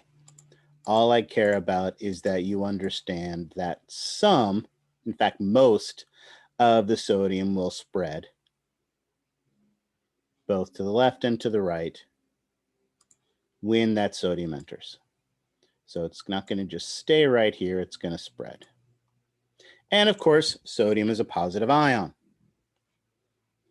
So some of that bunch of that sodium is going to come here.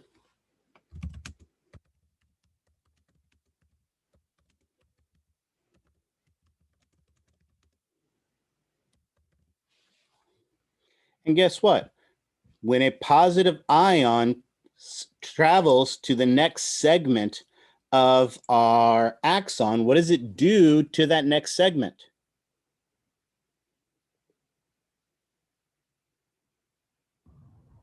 And it activates it. Right. Well, yeah, absolutely. Well, the positive ion spreading to the space is going to depolarize it.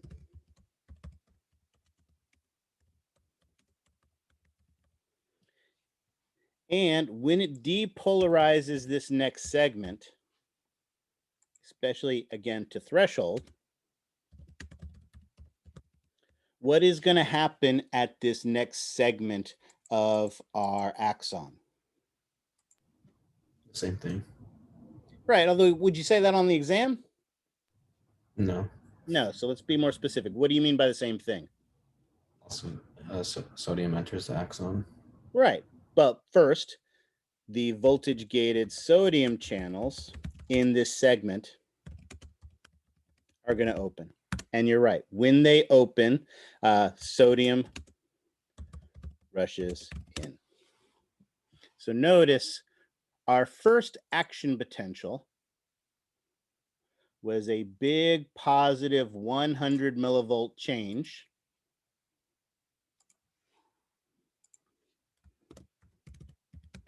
That occurred right here in our axon hillock. But when it spreads to this next segment, it's going to open these voltage gated channels. Sodium is going to rush in. We get lots of sodium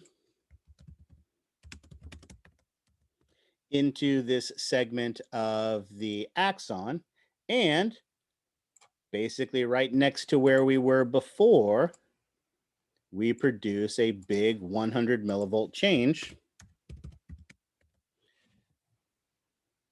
We produce an action potential. Now notice, what was actually happened here is we've opened different channels. We have moved different sodium into the cell.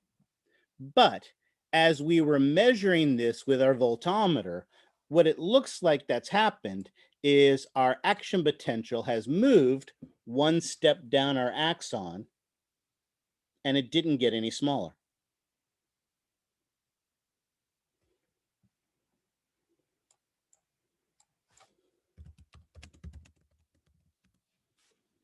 All right. And guess what happens now? It happens again. That sodium opens the next round of voltage gated. Perfect. Excellent. So let's take this back one more step. Notice back here, some of our sodium spread to the next segment, and some of it spread back to the cell body and the dendrite. What's the effect of that sodium spreading back to the cell body and the dendrite?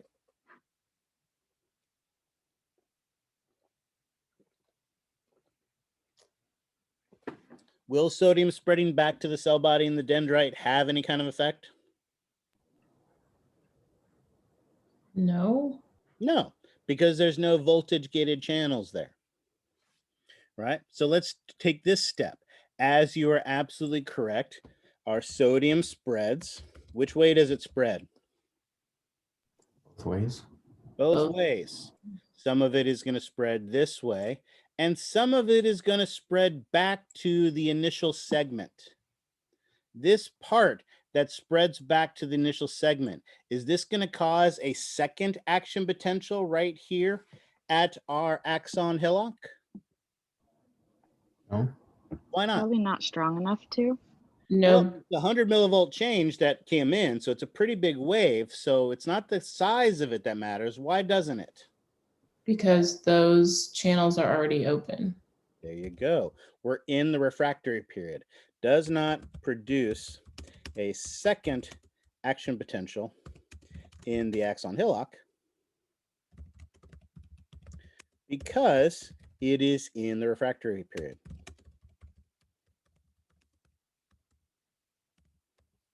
Excellent. So it has no, just like before, it has no effect behind it, but the spreading of the sodium coming to the next area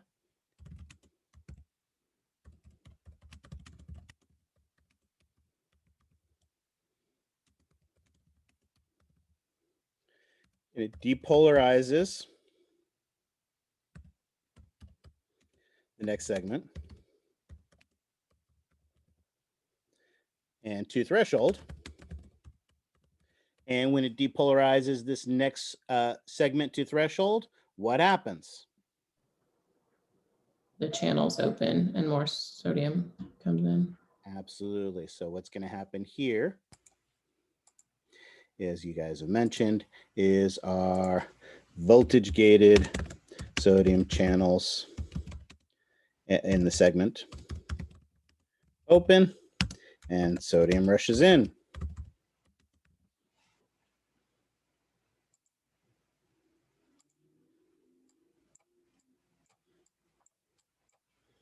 Lots of sodium enters.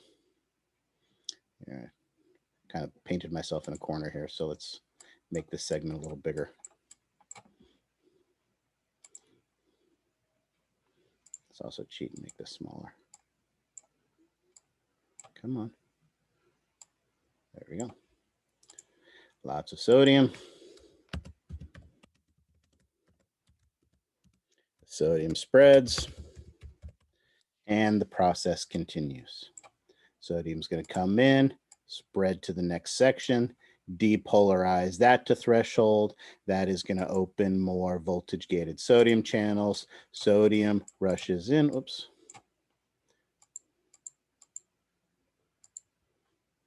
Sodium rushes in.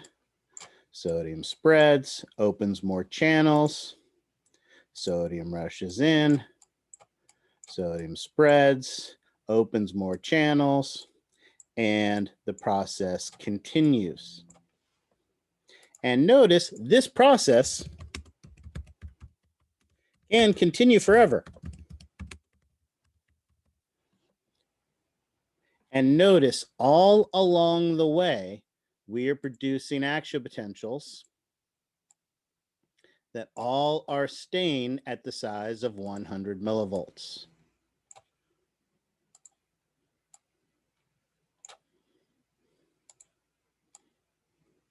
So notice, like I said, it looks like the action potential travels and never gets smaller.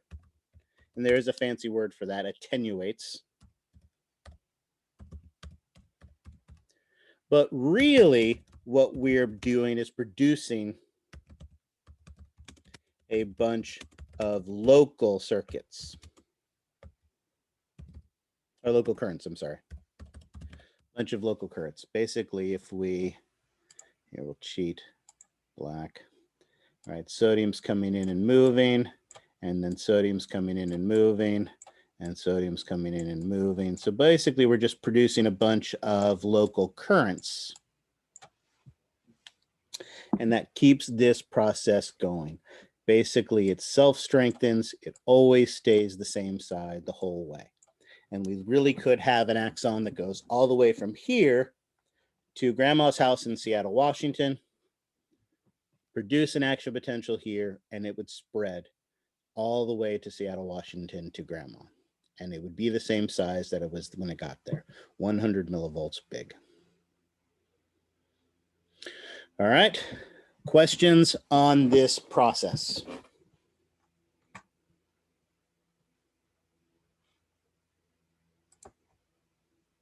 Excellent. Let's look, if you don't like my pictures, we have the pretty pictures from your textbook that do a good job of showing this as well.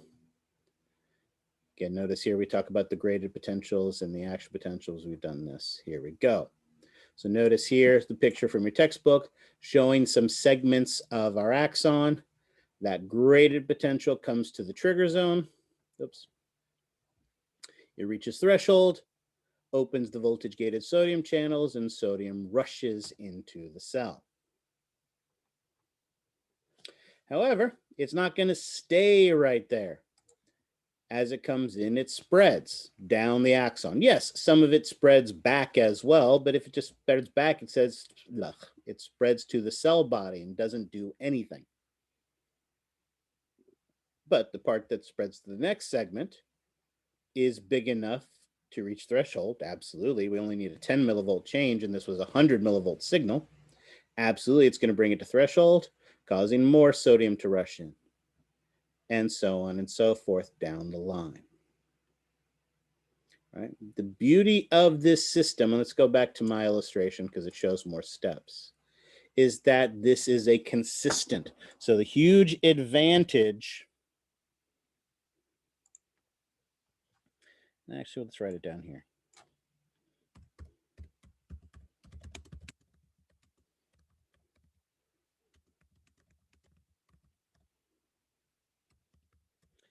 Is the consistency. Like I said, I really can produce an electrical signal that would get from here all the way to Grandma's house, right? That concept isn't foreign to us. Back in ancient times, there were things called telephones. And telephones were not these things that were cameras and recorders and videotapes and all sorts of other things that we keep in our pocket now. No, in ancient times, a phone was connected by a wire to your wall. And it had a big, huge dial on it that you would use to make phone calls. And there were wires that went all the way from here to Seattle, Washington, so you could talk to Grandma. And you would pick up that phone and you would dial in all of those numbers. And if you got them all right, I guess you got it wrong, you had to turn it off and start over again. Then an electron would move along a wire from here to Seattle, Washington, carrying your signal to Grandma. And she would pick up the phone and say hello. And how soon after she said hello did you hear that hello?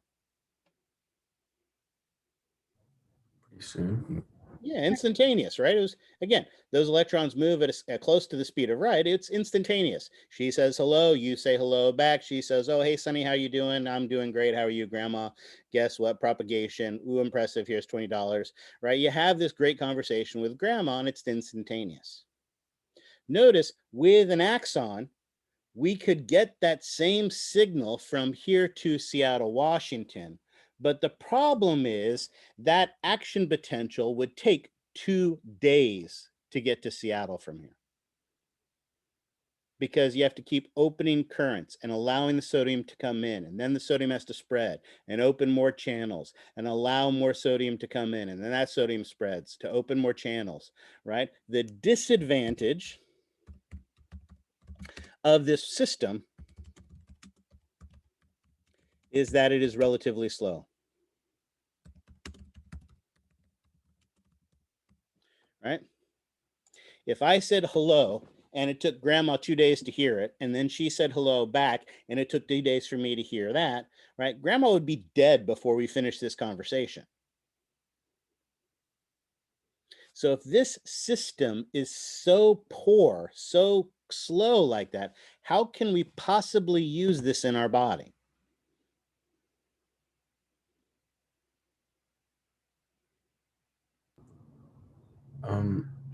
Don't myelin sheaths help? Right. One of the ways we can improve it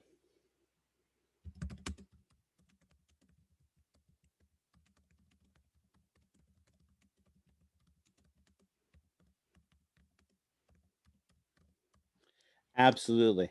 As we talked about, one of the big ways that we can improve this process is with myelin sheaths. And remind me again, the two cells that make myelin sheaths? Schwann cells and Schwann oligodendrocytes. There you go, Schwann cells and oligodendrocytes.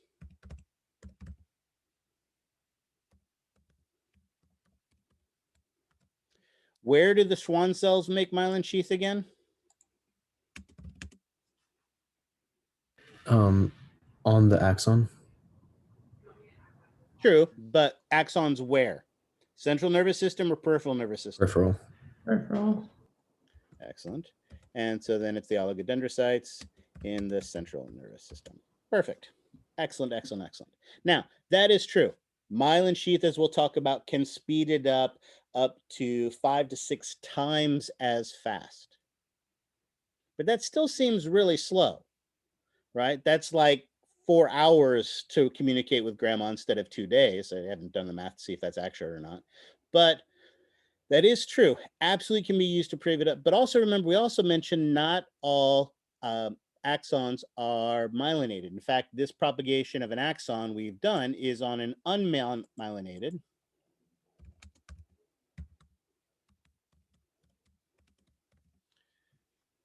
How can we have unmyelinated axons if it takes 2 days to get from here to Seattle, Washington?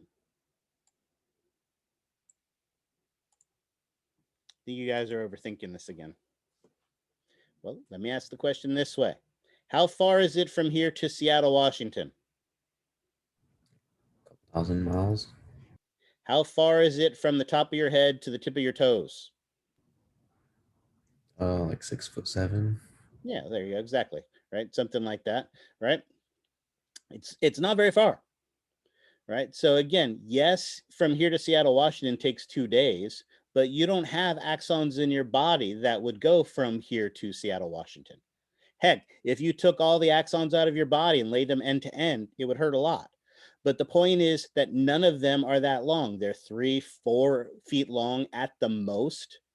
Most of them are a couple inches to a foot long.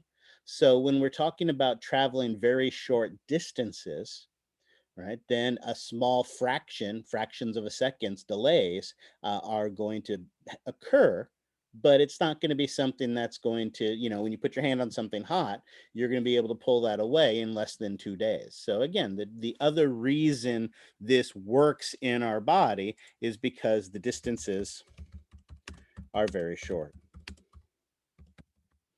Right, so the distances are very short. So that's why it works in our body, but that doesn't mean it can't be better. And so you guys are absolutely right. We want to improve this, and we can improve the speed of it with the myelin sheath. All right. Questions on that? All right, then let's do that. Let's clear the board and let's do it again.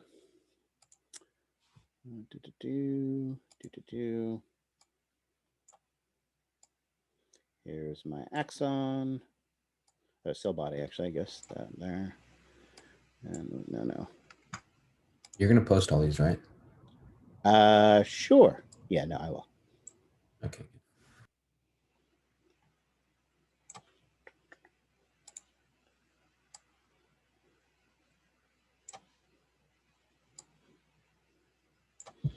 So here we have our starting point the same way, cell body and the axon. However, this time,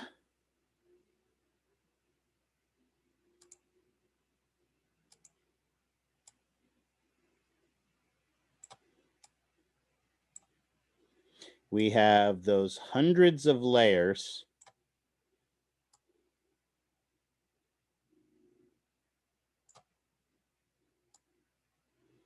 of phospholipid bilayer wrapped around hundreds of times, forming our myelin sheath.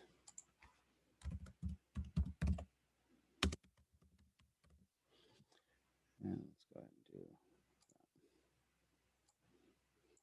So, whether it's the oligodendrocyte, whether it's the Schwann cell, we have hundreds of layers of phospholipid bilayer wrapped around many, many, many, many times.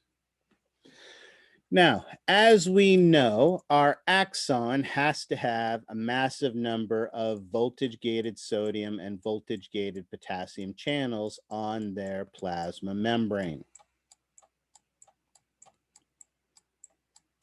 However, would it do us any good to put one of those voltage-gated sodium or voltage-gated potassium channels under that myelin sheath? No. No, because if I have hundreds of layers of phospholipid wrapped around there, there's no sodium there to come in. There's no place for the potassium to go. So there are no channels underneath the myelin.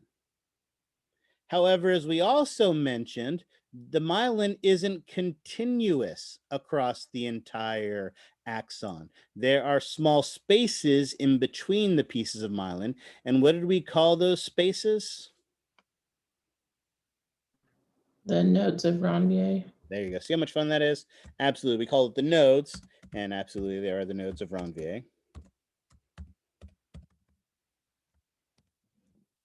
The nodes. And it is in the nodes where we find the voltage-gated sodium and the voltage-gated potassium channels.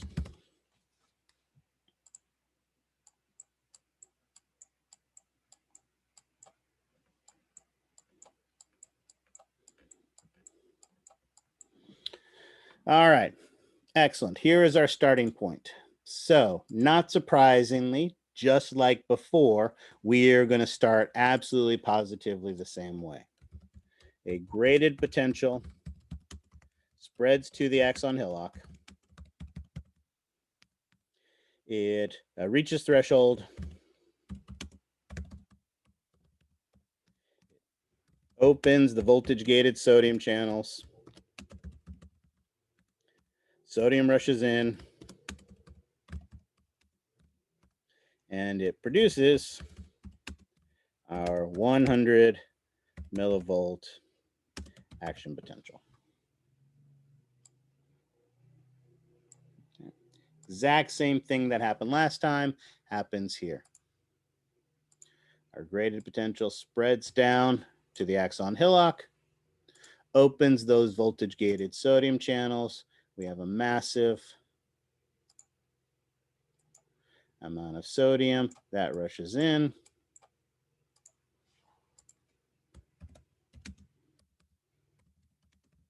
We get that big depolarization.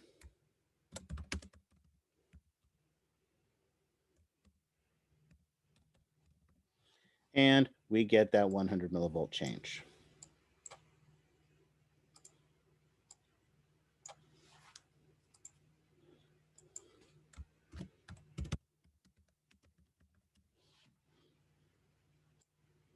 We get our action potential. Excellent. All right. Nothing new there, so hopefully that makes sense. And just like before, our sodium is going to spread. Some of it is going to spread back towards the cell binding dendrites. We don't really care about that. But some of it is going to spread towards the next segment of our axon. And this is where things get a little bit tricky, because notice, as the sodium spreads, there are no new channels to open.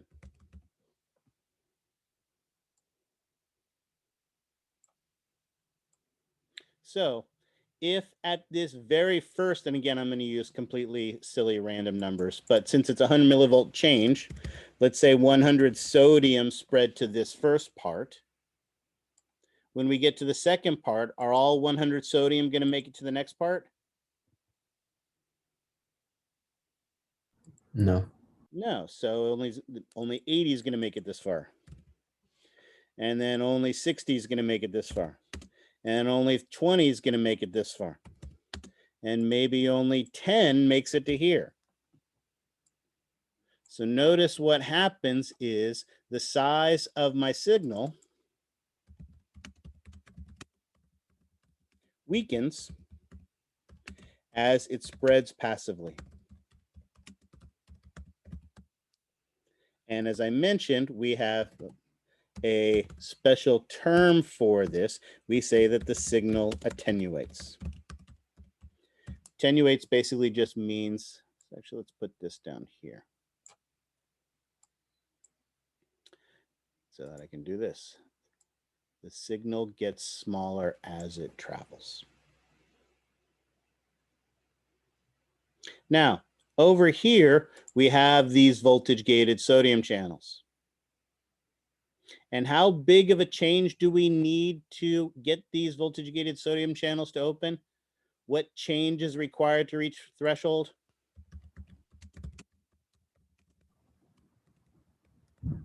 A positive signal of 10 millivolts. Yeah, only a positive signal of 10 millivolts. We started with a signal of 100 millivolts. So notice we could lose as much as 90% of the signal. It could attenuate all the way from 100 down to 10, just like we did here with the number. But as long as it's big enough, so the signal attenuates, but as long as it is bigger than a 10 millivolt change, when it reaches the node, it will reach threshold.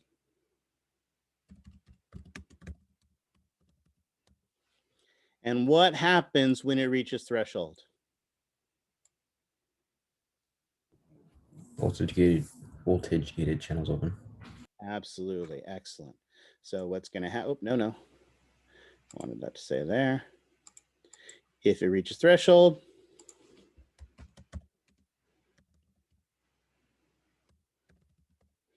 our voltage-gated sodium channels open. Sodium rushes in. Massive amount of sodium. And notice we're going to produce another 100 millivolt change.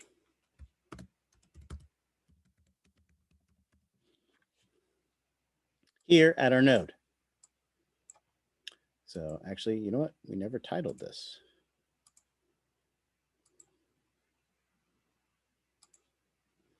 We are gating our action potential with myelin.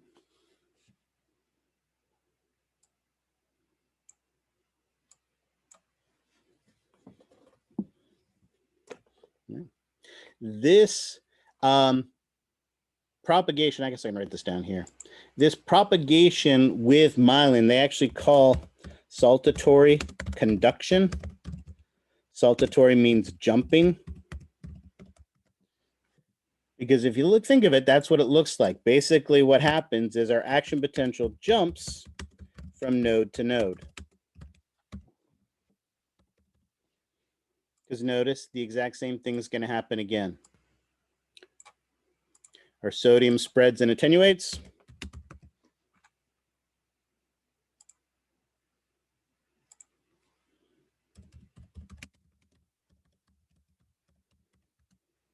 But as long as it can still reach threshold at the node, it will open voltage-gated sodium channels, and the process continues. So as long as we can reach here with threshold, then boom, Oops, no, green.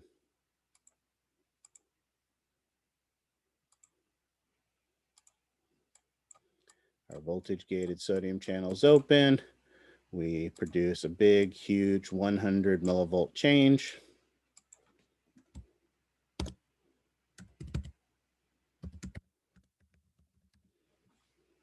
And it will be blue as that sodium rushes in.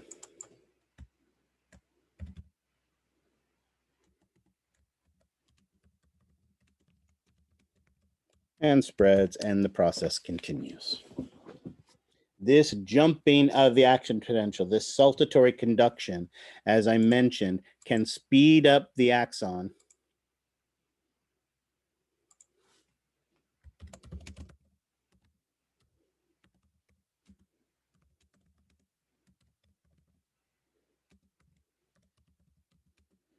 By as much as 5 to 6 times.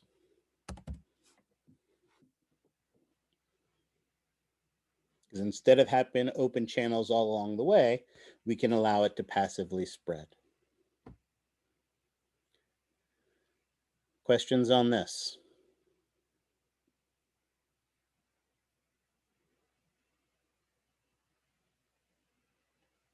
Now, there are two interesting points, since you guys aren't responding, that I will make about this. First and foremost, this obviously speeds the action potential up to 6 times. But not all axons are myelinated. Remember, I mentioned some myelins are unmyelinated. In fact, one of the axons that is unmyelinated are your pain axons, the ones that send a pain signal to your brain. Why wouldn't you want to myelinate those? If you're in pain, wouldn't you want to reach that to receive that as quickly as possible? And after all, that is the big advantage of this one. The advantage is speed. So why wouldn't you want to use this for all of your axons?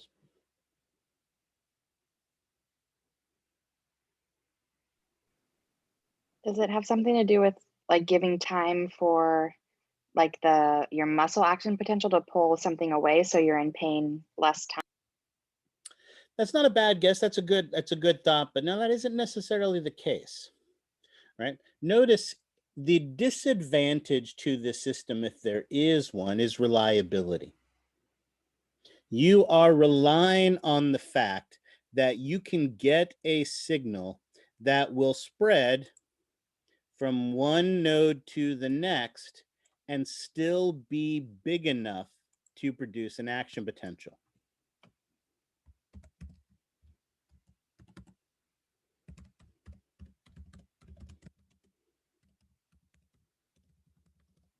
Right?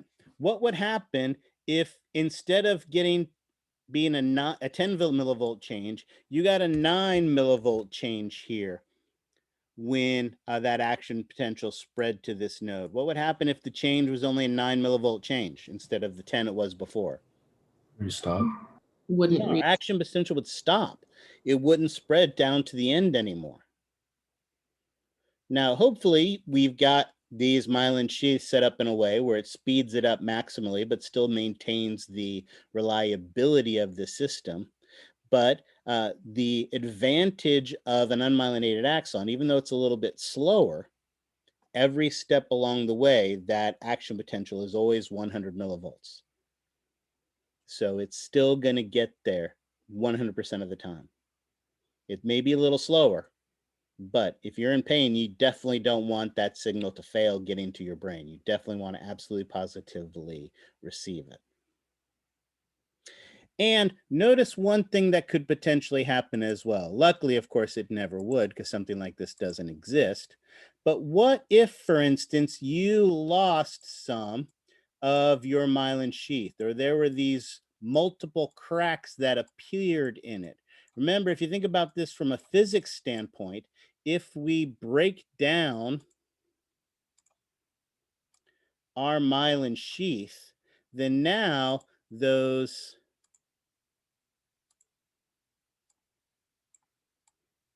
negatively charged ions here outside of my cell are going to be more likely to attract the positive ones on the inside. Oops, don't want those to be red.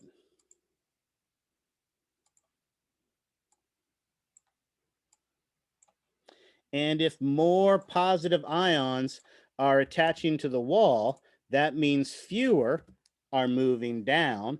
And so if we break down our myelin, yeah, I'll do this in green down here.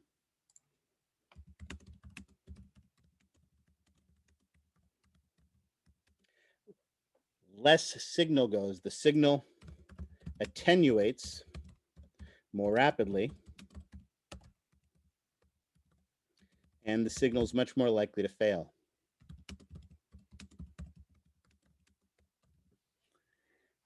So what happens is we end up getting more capacitance in the system that way, and it makes it much more likely that the symptom is going to, that the signal is going to fail and not get to it. Of course, luckily, there isn't anything that produces many, many cracks in our myelin sheath like that. So luckily, that's the case. Or is there? Is there something that produces many cracks? Or one might even say multiple sclerosis in our myelin. I was trying to remember what that was from the review. Multiple sclerosis literally means many cracks. Basically, what happens with multiple sclerosis is our body's own immune cells attack the oligodendrocytes, thinking that they're a foreign cell, thinking that they need to be destroyed. And so what happens with multiple sclerosis is that the myelin gets broken down and the signal starts to attenuate more. And so now you're trying to send signals to your body to move your body, and sometimes those signals fail. Or vision coming in from the eyes sometimes can fail. So you have problems with vision, and in extreme cases, problems breathing, and all sorts of other issues, cognitive issues and other problems from this breakdown of our myelin, from our own body destroying this myelin sheath. So it's an advantage, but it's a two-edged sword. Anytime you have a huge advantage like this, there's going to be risks involved in it as well. And so that's not surprising. Systems like pain systems, the risk isn't worth the reward. Increasing the speed by a few milliseconds isn't going to make that big of a difference from, how much pain you're in and being able to move quickly enough for the reliability of making sure that the signal gets through. Oh, no, I meant to save that. There we go. All right. Questions on that? And again, not surprisingly, I've got the pretty picture from the textbook that shows this as well. We did that here. We see our myelinated axon.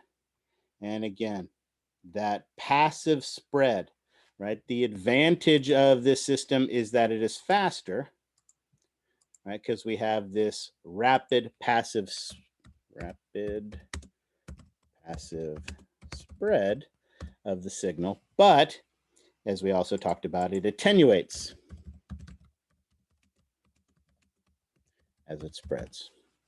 But as long as it can still reach a 10 millivolt change, right, then when it gets there, it's going to open a new channel, produce a new action potential, and that new action potential spreads. And in this way, we get that jumping of the signal. As long as it's big enough, we get the jumping of the signal from node to node to node to node.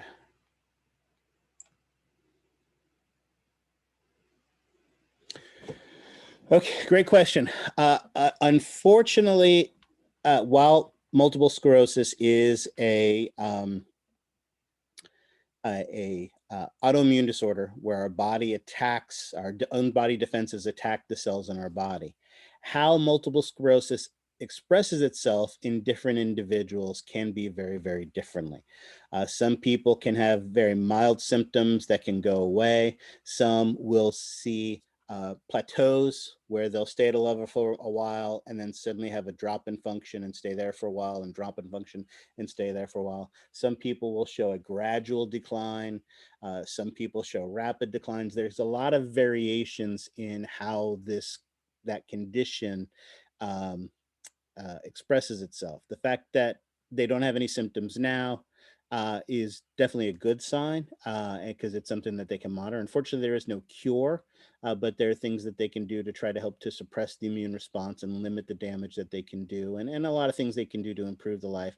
But a lot of times, again, and it affects different parts of the nervous system as well. So some people, like I said, may have visual problems, some may have cognitive, some may have motor problems. So really, the key to success is really individualized treatment. So if they've obviously already been diagnosed with it, then someone is monitoring them and working with them, and hopefully they're getting the treatment that will help them to be successful to deal with this condition. There is no cure, but there are things that they can do to limit the severity of it, to lessen the symptoms, and in some cases get people into a state of remission that can last for many, many years. So I wish your family member luck. All righty. Any other questions on this? All right. We have now produced an action potential. We have now spread an action potential or propagated it. The last thing we need to talk about is how you would modify an action potential. Right? Again, one of the ways we appreciate that, understand how this process works. We just finished talking about multiple sclerosis and the effect that it can have. But let's talk about some of the other ways that we can modify this, right? Including toxins or other types of anesthetics. Basically, toxins and anesthetics work in a similar way. Let's draw our neuron again.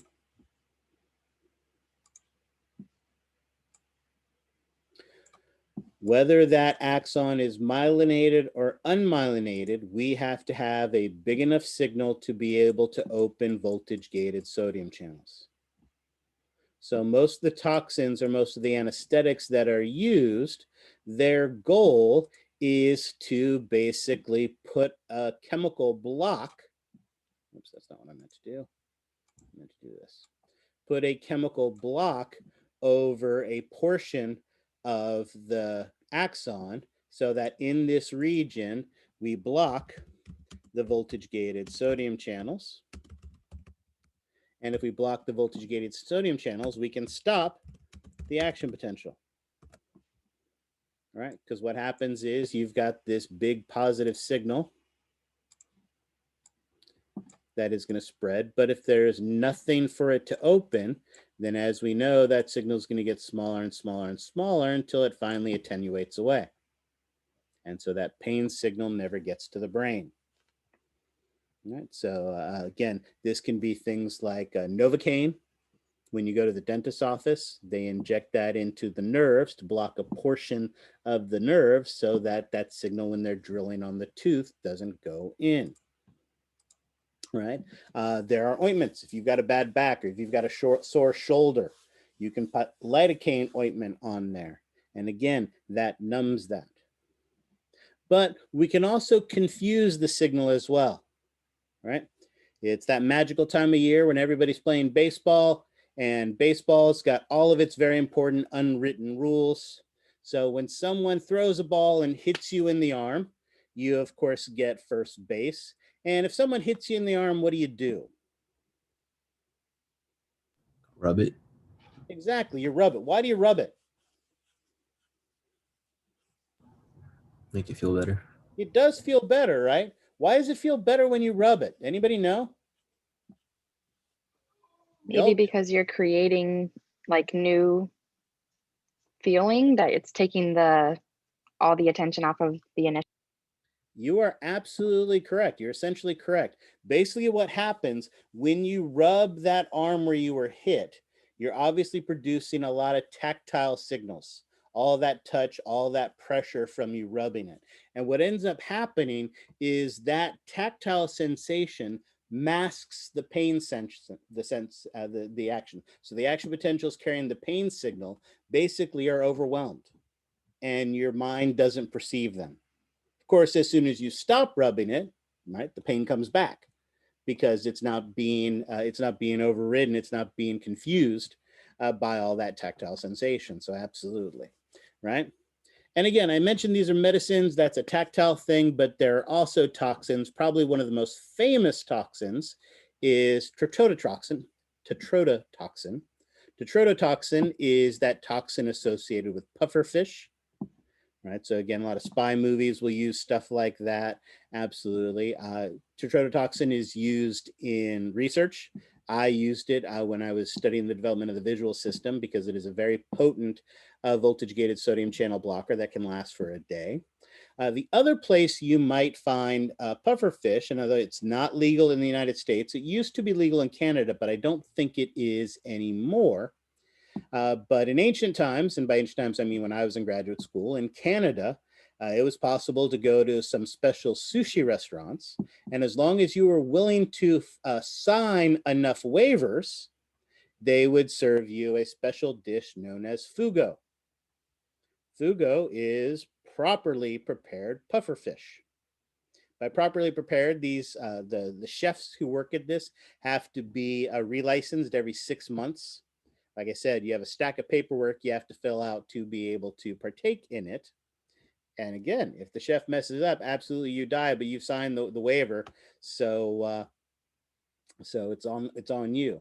And excellent, perfect. So as you know, with your uncle, the goal of this fugo is that when they slice the pufferfish, it just has just enough of the tetrodotoxin, the TTX in it, so that when you pick it up, you get a tingling sensation in your fingers. When you put it in your mouth, you get a tingling sensation on your tongue, but not so much tetrodotoxin that it gets into your blood and then like stops your diaphragm from contracting anymore. Right. So again, so it's a very, very potent, yes, very expensive delicacy. Pretty sure it tastes like fish. But again, it is definitely an experience that some people, again, like I said, you can't do it in the United States anymore. It's illegal. It used to be legal in Canada, but like I said, I think they've changed that as well. But if you go overseas, it's something that you can partake in if you so choose. All right. So questions on that? Yikes, that took way too long. All right, so here's the game plan. We are caught up with where I want to be from a lecture standpoint. We've covered everything I wanted to from a lecture standpoint, so we are good that way. Where we are a bit behind is on the anatomy. So we definitely, absolutely, positively need to start the anatomy today. What do I want to do first?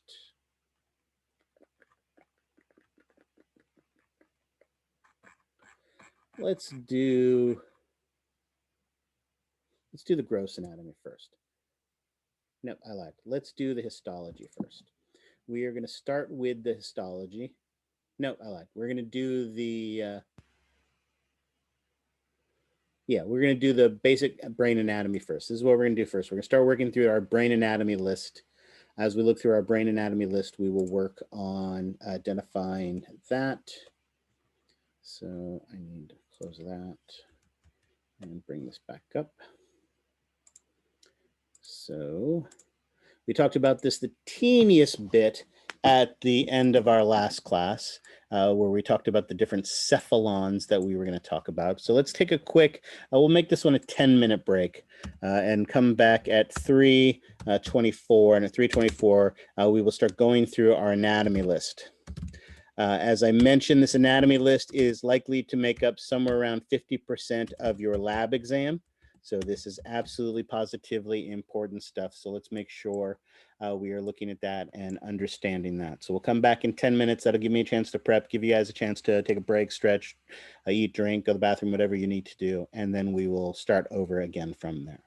All right. Any questions? All right. I will see you in 10 minutes. All right.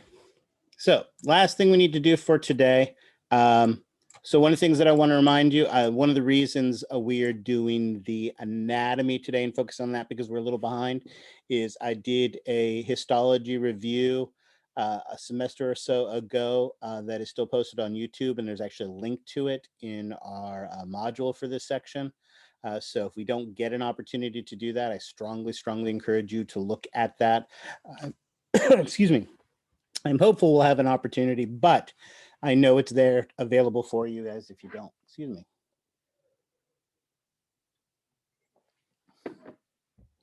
All righty. So as I mentioned, we are going to work our way through the cephalons. And so we are going to start with the telencephalon, which is this big, large portion of the brain, the largest portion of the brain known as the cerebrum.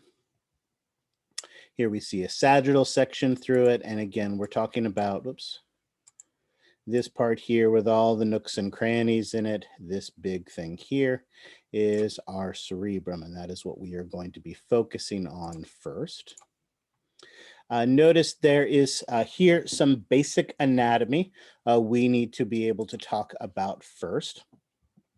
Notice that it is not uniform in its structure. For starters, we have these raised ridges and we have these grooves to the cerebrum. We have names for these individual regions. The part that is the raised ridge is what we call a gyrus, which is the singular, plural being gyri. And the invaginations, the indentations, are grooves, are what we call a sulcus. Whoops. Or what is known plural as a sulci. So singular sulcus, plural sulci, singular gyrus, plural gyri. So we have those nooks and crannies to it. You will notice in some places, the sulci are really, really deep, like right here at the top of the brain, separating it into two hemispheres. When we have a really, really deep sulcus, the name we give that really, really deep sulcus is a fissure. So when we're looking at the basic anatomy, we have a gyrus, we have a sulcus, and we have fissures. All right. Now, notice in this coronal section, there is another division or organization that we see to it as well. Notice there is this darker material or substance on the superficial part of it, and then there is this lighter substance that is deep to that. This is the stuff that we call the gray matter and the white matter. The gray matter in our, oops, let's go ahead. I think I used purple for this one. Oops, helps if I spell gray correctly. Let's try this again. The gray matter is the portion of the nervous tissue that is made up of cell bodies and dendrites. So I'll move that up, and I can erase that, and I can put this back in place. Cell bodies and the dendrites. Whereas the white matter, in this case is, oh, and the gray matter, notice on the cerebrum, is superficial. Whereas the white matter is deep. And the white matter is comprised of our axons. Now, what is it about the axons that you think makes them white? Myelin. Yeah, exactly. Remember, the majority of axons are myelinated.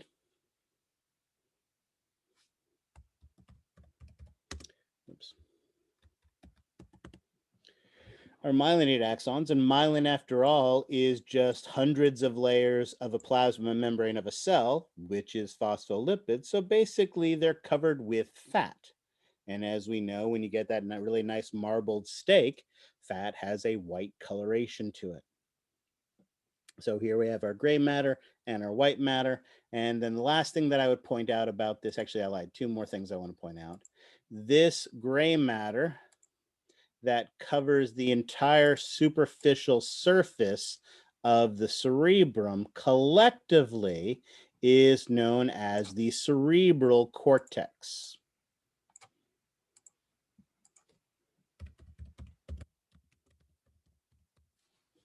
I make a point of emphasizing this because if you look closely, you'll see down here, there are these circular structures deep in the white matter. These circular structures that are deep in the white matter are indeed pieces of gray matter. They're small clusters of cell bodies and dendrites. So clearly they can't be part of the white matter, but they're also deep, so they're not part of the cortex as well. So if you remember, we said in the central nervous system, these small clusters of cell bodies that are separate and independent are called nuclei. Nuclei being the plural, because you can see there's many of them. Of course, the singular is nucleus. So one of them would be a nucleus. All of them together would be nuclei. So notice our gray matter is, oops, hold on. I wanted to go ahead and make it gray. Is comprised of the cerebral cortex and these nuclei that we see that are deep. And then all the white matter in between is just what we call tracts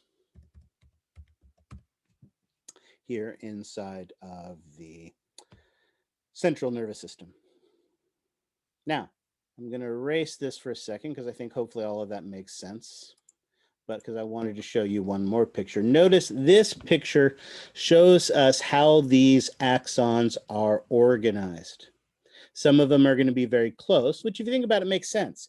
If I'm exploring an object with my fingers, what my first finger and my second finger are doing are significant in figuring out what that object is. So I might want to coordinate that information. So notice there will be some short, what they call arcuate fibers that connect those together. However, if I'm manipulating something with my hands, I'm probably also looking at it with my eyes. So being able to bring things from lots of different parts of the brain together are the use of these longer, what are known as longitudinal tracts or connections. And again, because I think it's also intuitive, as you guys know, every day when I am done lecturing, because I always do such an amazing job, you guys all get up and give me a standing ovation. And if you think about it, while you're doing that standing ovation, that ability to take your two hands and bring them together, coordinate the two sides of your body, require axons to go from one side of the brain to the other. And so these types of fiber tracts are what are known as commissures. A commissure is a tract that goes from one side of the brain to another. So we want to be able to coordinate all of this information. So we have all sorts of different types of white matter tracts. The axons are not just randomly put in there. All right.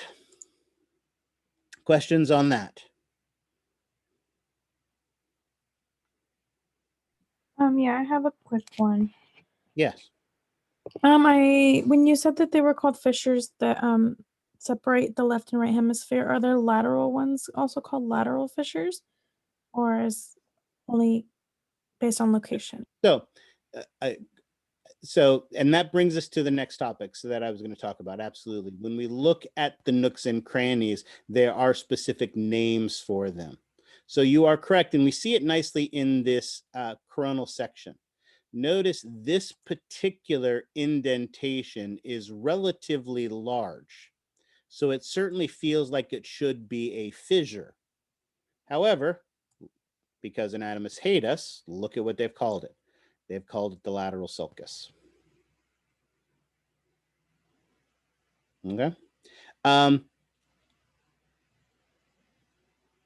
Amanda, to answer your question, I'm not sure what you mean by functional medicine doctor. Again, I'm a PhD, not an MD, so I don't know what a functional medicine doctor is, but Sort of like a mix between Eastern, Western. Like they're still MDs, but they prefer to treat things with supplements rather than prescriptions. But I was just curious because it sounded like it was a bad thing to have white matter. But by what you're saying, it seems totally normal. so I will explain my hesitation. 100% absolutely everybody has white matter and gray matter in their brain, right? And in their spinal cord for that matter as well. Brain and spinal cord are absolutely both made of white matter and gray matter, absolutely positively.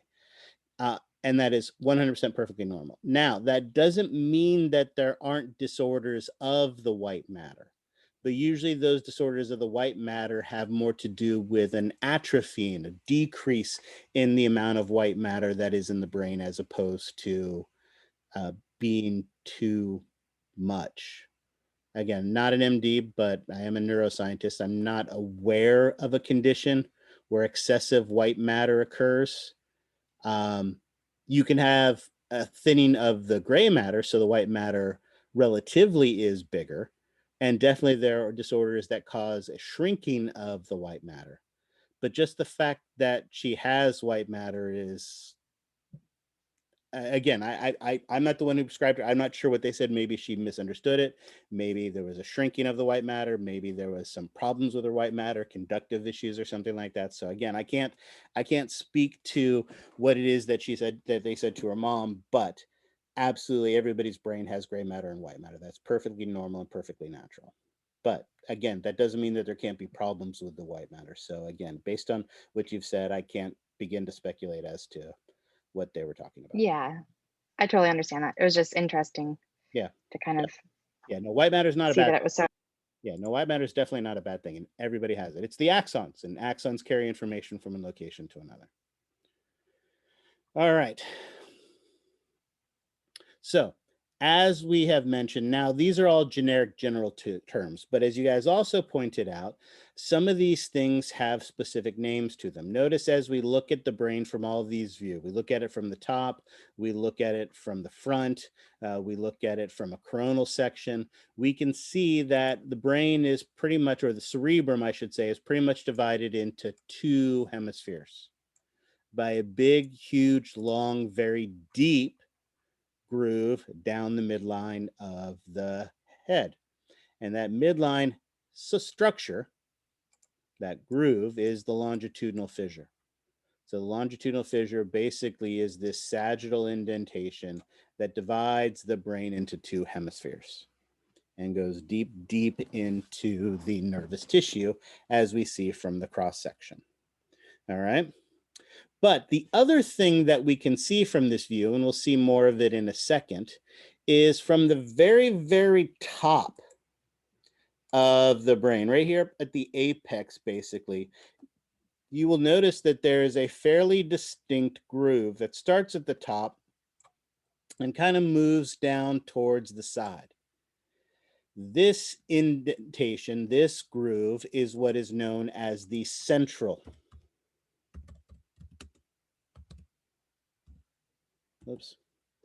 Sulcus. Everybody has a central sulcus on both sides. And notice if you have a sulcus, then that means you have a gyrus here in front of it. And you have a gyrus here behind it. These two gyri are given their names based on their location. Put that one there. Cheat and put that one there. Oops, there we go. This gyrus that happens to be located in front of the central sulcus is called the pre-central gyrus. And if that is the case, guess what we call the gyrus that sits behind the central sulcus? There you go. Post-central gyrus. And as we saw in this picture here, this indentation on the side, which we see here, or this indentation that we see here, is the lateral sulcus.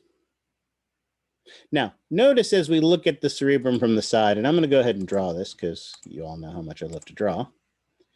And because the brain is super easy to draw, basically the cerebrum of the brain looks like a big mitten. This would be one hemisphere.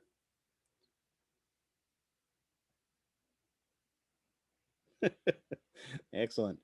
So, let's do this. Is a big mitten. And so basically this dividing structure that separates the thumb from the rest of the fingers, as I mentioned, is the lateral sulcus.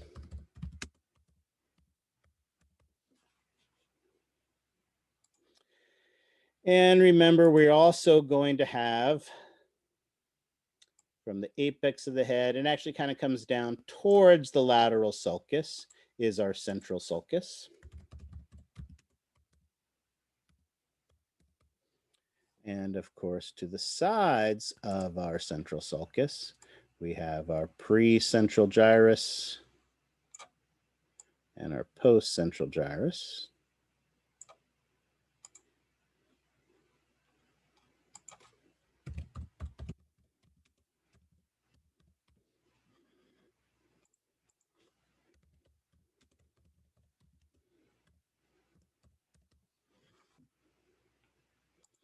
These landmarks are useful because, as it turns out, our brain is divided into 4.5 lobes. And the good news is you already know the 4.5 lobes. It starts with this lobe in the very front. And this lobe in the very front happens to be protected by the big bone here in the very front. And what was this big bone here in the very front?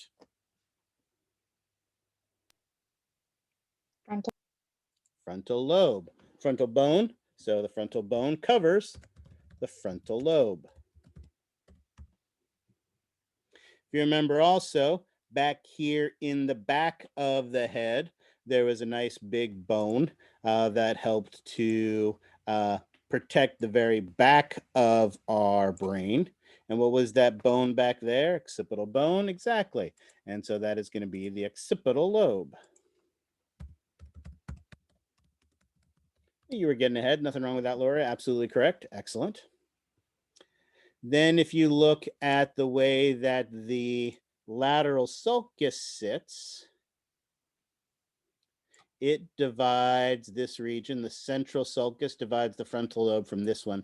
There are some anatomical features that distinguish the occipital lobe, but they're internal inside of them. You can't see it from the front of the brain, so that's why I haven't given you a name for that. But basically, this part up here is the two parts over here on the side. So what would these two side lobes be called? Superior side lobes? Now, temporal is down low. So what's above the temporal? There we go. Parietal lobe. Oops. And you absolutely were correct. The last one, the remaining one down here, where like the temples of my glasses are the temporal lobe. So there you go. You got to learn those terms once. We get to use them twice. So notice here are our 4 lobes of the cerebrum. I've done a truly amazing job of drawing this, but notice if we go back to an actual brain, we can see how it does have this kind of thumb shape to it. But one of the few advantages to being online is we get to use illustrations like this. And notice the nice thing about these types of illustrations is, again, we can clearly see the lateral sulcus We can clearly see the central sulcus, and notice they have color-coded this for us, showing us the frontal lobe in red, of which the precentral gyrus is a part of. The parietal lobe here in blue, in which our postcentral gyrus is a part of. The thumb of our mitten, identified primarily by the lateral sulcus, is our temporal lobe. And then, like I said, there are anatomical structures, there's just deep, but the very back of it is the occipital.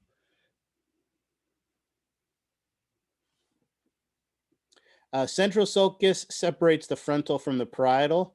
Lateral sulcus separates the temporal from the frontal and parietal. So those are the two main anatomical features, the central sulcus and the lateral sulcus, that divide that as well. All right. And then, of course, when we go back to this view, notice, and again, because you were saying deep, notice as we mentioned, the longitudinal fissure divides the two hemispheres. So notice here is our lateral sulcus. So this up here is the parietal lobe, and this down here is the temporal lobe.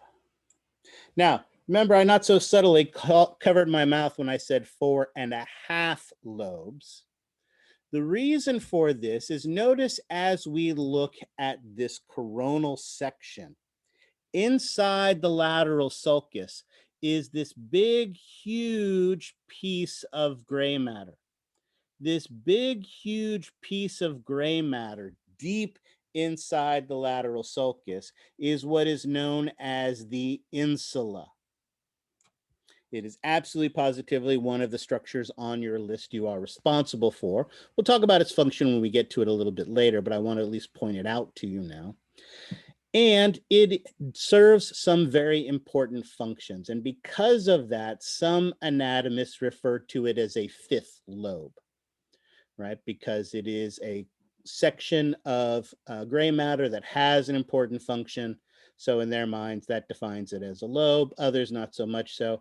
Honestly, I don't care whether you consider it its own lobe or not, as long as you know what the insula does and where to find it, then I don't care. Notice we can see it here inside of the lateral sulcus, although your book's got a cool picture that shows this as well, because notice what they're able to do. Where is that picture? Oh, I got a ways to go before. There it is. Notice if you peel open the lateral sulcus, then you find the insula inside. So it's that cool picture that we can see inside there. All right. Notice here we see the brain again, and notice here all of the protective coverings have been removed, so we can see all the nooks and crannies of the brain that are there as well. All right. So those are all of the general structures, and notice we haven't mentioned any functions yet, because these things are just general structures, right? Some of them are generic, like a gyrus or a sulcus. Some of them have specific names, like the central sulcus or the lateral sulcus, right? Or the precentral gyrus or things along those lines. But these are just structures, all right?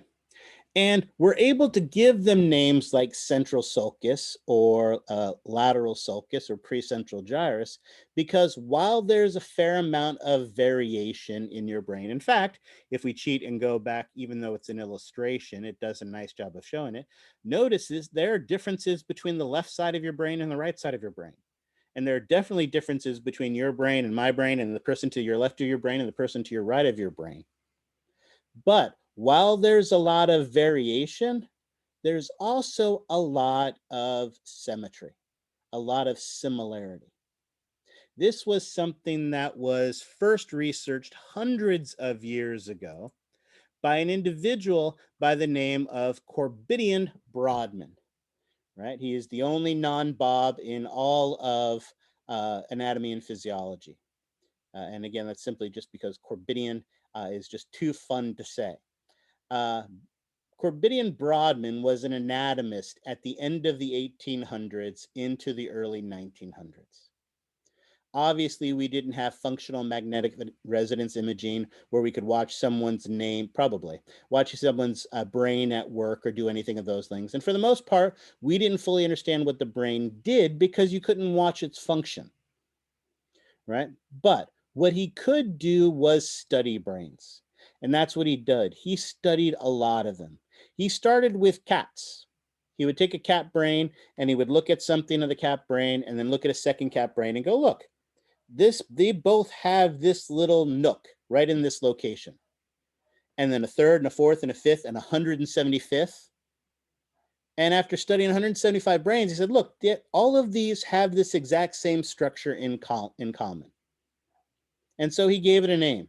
And guess what he called that first area that he discovered that all the brains have in common? Called it Area 1. And guess what he called the second structure that he found that was consistent between all the brains? Area 2. There you go. See how easy that was? Now, did he know what these areas did? No. But it was something that was consistent across all those cat brains. And then he did the exact same thing with monkey brains. And then he did the exact same thing with human brains. And the fact that I'm telling you this story right here tells you that there must be some significance to these structures. And it turns out there are. There is a lot of symmetry between structures that are stable across individuals and specific functions. So area 1 has a specific function. Area 3 has a specific function. Area 17, right? My personal favorite, because that's what I studied. Area 17 is our primary visual cortex, where everybody sees light. And so these numbers are still in common use. Now, I am not going to make you memorize that area 17 is the primary visual cortex. All right. However, while we're sitting here, hold on a second, Laura, while we're sitting here talking about it, if I tell you what area 17 does, that area 17 is the area where your brain perceives light, is it very easy for you to see where area 17 is? Absolutely. And so the same way that they put numbers on the charts and numbers on the models, so I can easily tell you what it is that I'm talking about, I may mention these numbers while we're discussing these things, but you're not going to be responsible for them on the exam. All right. I will tell you, when we're talking about them now, what area 17 and 18 and 19 does and so on and so forth, but I'm not going to test you on it, but it's an easy way for you to see what it is that I'm talking about. Yes, Laura, what's your question?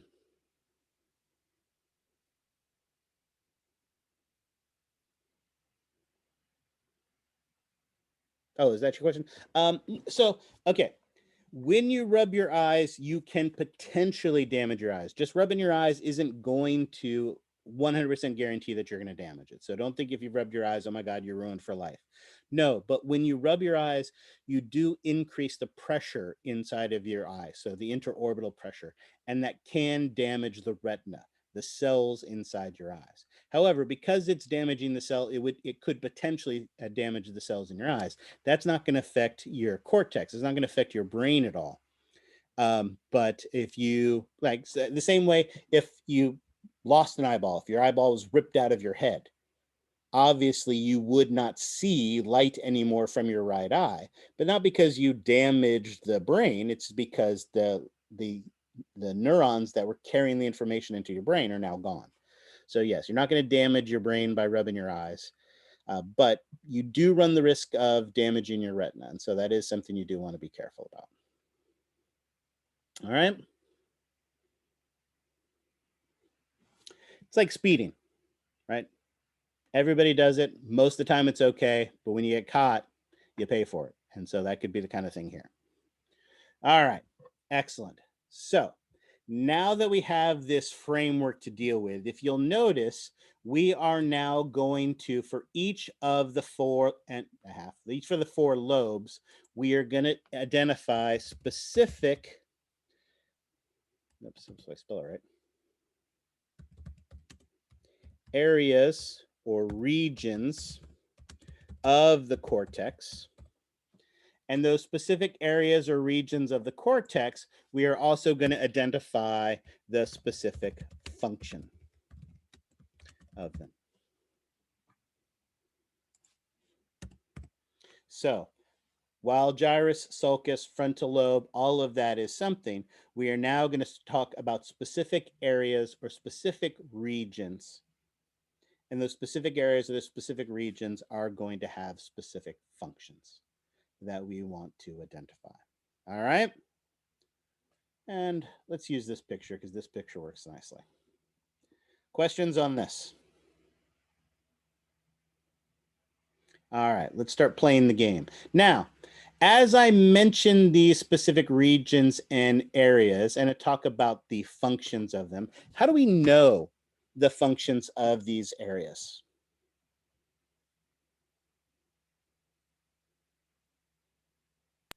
By damaging it. So Yeah, exactly. By what happens when it's been damaged. One of the greatest inventions in the history of the field of neuroscience is the invention of the helmet. Because before helmets, young men went off to war and they died. After helmets, young men went to war and came back brain damaged instead of dead. And if we had a patient who came in who was missing a big chunk of his brain and he couldn't hear or see or speak, then we're like, hey, that part of the brain he must be missing must be the part that does sight or vision or hearing or whatever it was.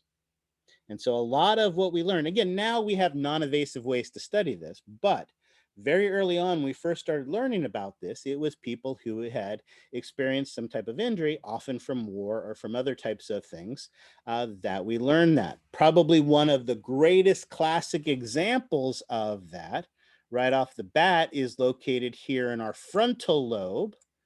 Basically, the very front part of our frontal lobe here is what is known as the prefrontal cortex. The prefrontal cortex, or what is also known as the frontal association cortex, is basically where your intellect, where your personality, where your reason are located. And again, we know this because of individuals who have had injuries. Classic example, Phineas Gage. Anyone here know who Phineas Gage is? Ariel, who's Phineas Gage? I remember he got like a pole stuck in between his like frontal area. That's all I remember from him. You're right, although it wasn't stuck, but you absolutely have the right idea. Phineas Gage worked on the railroad. He was the foreman working on the railroad. Foremen obviously had to be, they were, managers essentially, so they were very responsible. They also had to be very calm and even tempered because one of the main jobs of the foreman were to handle the dynamite, right? If you're building a train from Sacramento to Salt Lake City, right?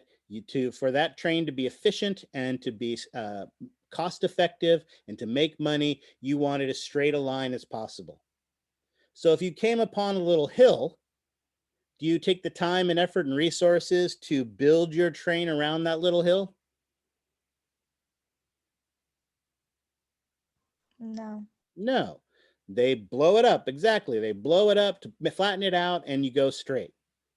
And the way they would do that is they would drill a pilot hole, and then the foreman would take the dynamite, put the dynamite in there, tamp it down with this 10-foot tamping rod to get the dynamite down to the level that it needed to be. And they could blow up the rock, flatten it out, and continue to work. Well, one day, good old Phineas was hammering that down, and the dynamite went off. And that tamping pole, as you mentioned, came up and hit him right in the forehead. However, it didn't actually wedge there.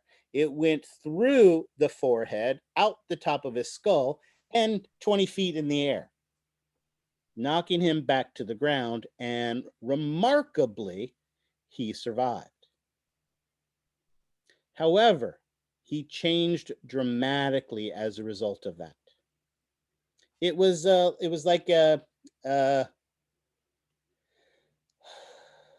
a flagpole, basically the thinness of a flagpole, but about 10 feet long, a little bit more flexible, a little smaller. It did leave a good sized hole in his head, and he did have infection problems and issues and things along that line from it, but remarkably he survived. And yes, he had infection problems. Yes, he had other issues, but one of the most interesting things that happened is that his personality changed. If you read the reports, as I mentioned, he went from a person who was very even-tempered and mild-mannered and very calm to the kind of person who would drink during the day and would curse at women. There you go, Daniel, you got it. His attitude, his personality changed dramatically. Now, obviously, he wasn't the only one this happened to, but it was people like him that start to give us this understanding that our personality, our reasoning, our logic are located here in the front of the brain. And if that could be manipulated, then we might be able to change people's behavior. At the time, that was a revolutionary thought, right? Because again, in the early 1900s, if you had a mental disorder, they put you in a sanitarium so that you could be healed and made better. No, just to No. keep you away from everyone else. Exactly. They locked you up to keep you from hurting anybody else or hurting themselves. Right? Exactly. Away from society. If you had any type of major issues, right? If you had some kind of cognitive dysfunction, if you were homosexual, if you were a woman with few too many opinions of her own, right? Any of those types of reasons could get you locked up because you didn't have the personality that fit in with what we thought society should be, right? And you were locked up there until you basically died. But what they found was that, well, what if we can modify this? Right here, we see a little bit of our skull. And what they, actually, let's start here. What they produced is this cannula. This cannula was basically a hollow tube, and this hollow tube had a slit on the top of it. Inside of this hollow tube, they put basically a sharp piece of razor wire that was longer than the tube with a little handle on it. And what would happen is if you pushed that handle in, the razor wire would bulge out of that slit. So what we would do, as you can clearly see here, here is, for instance, the nasal cavity. And as you guys know, there is just a thin piece of bone, the cribriform plate of the ethmoid, separating your nasal cavity from your prefrontal cortex.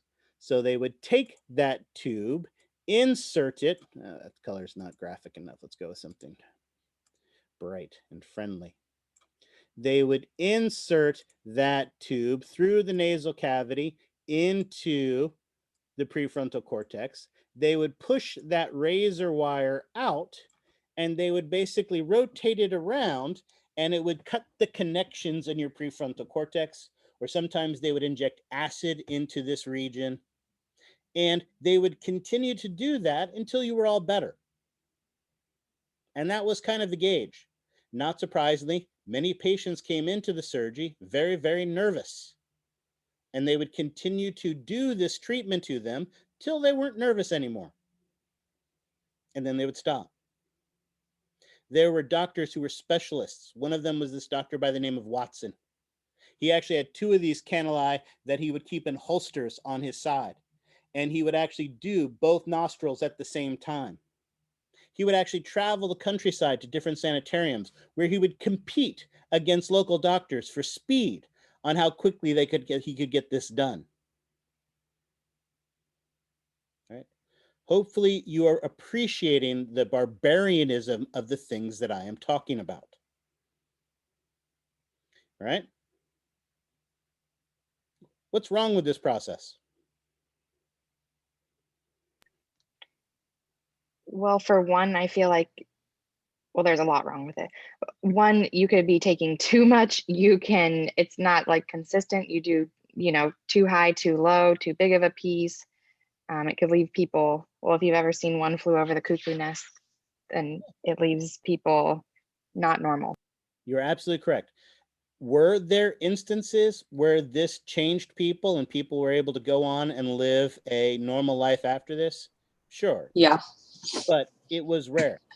And sometimes it had no effect, and sometimes it made it worse, right? And that doesn't even include all the issues with infection and all the other things, draining of cerebral spinal fluid and all the other things that would go on as a result of that.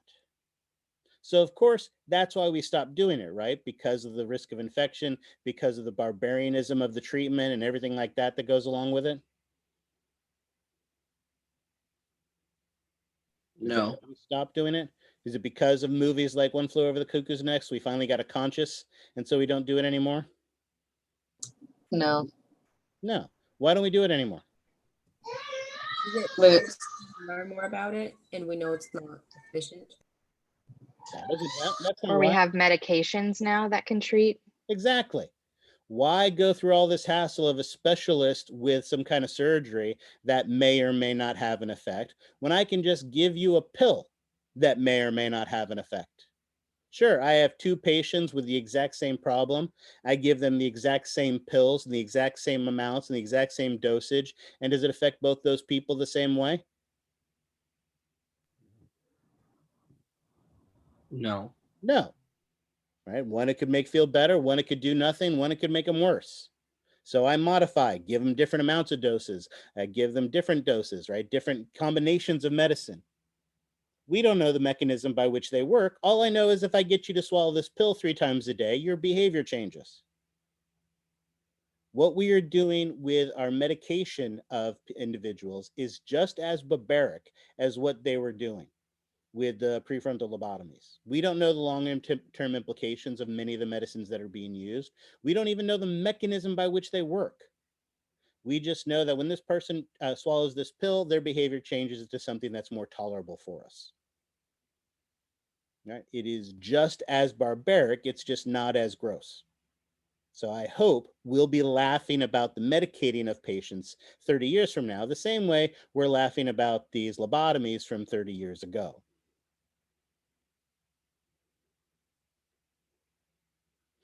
I would say that restrictions are getting better, but many of the medications that are already in use, they're not necessarily changing them or taking them out. No, we're not talking about vaccines. Vaccines are something totally different. We're talking about behavior modifying medicines. We fully understand 100% how a vaccine works. I'm talking about behavior modifying medicines, right? Again, within your lifetimes, ADHD. Yeah, exactly. ADHD was a big, huge concern, all right? Everybody was ADHD or ADD, right? It had all these kids bouncing in their chairs. So we were getting them all sorts of types of medicines and things along those lines. Did we understand the mechanisms by which they functioned on the brain? No. Did we understand the long-term implications about it? No. But little Timmy wouldn't sit still in class, so we gave him some medication so that he would. It's not any different, just less gross. Again, yes, there are chemical imbalances in the brain that can cause certain mental disorders that can be dealt with. I'm not talking about, are there truly medical conditions that medicines can treat? Yes, absolutely. Can some of those be neural in relation? Yes, absolutely. However, do I also believe that we are over-medicating the population with medicines that we don't fully understand the mechanisms by how they work? Yes. That doesn't mean that every medicine is bad. That is not what I'm saying. That doesn't mean that every medicine isn't justified, and that doesn't mean that nobody has any kind of neural problems or brain problems or anything along those lines. That's not what I'm saying. What I'm saying is that not everybody who is medicated necessarily do we understand what it is doing to that individual. And without fully understanding what it's doing to the individual, it's harder to weigh the potential risks versus the potential benefits that come from them.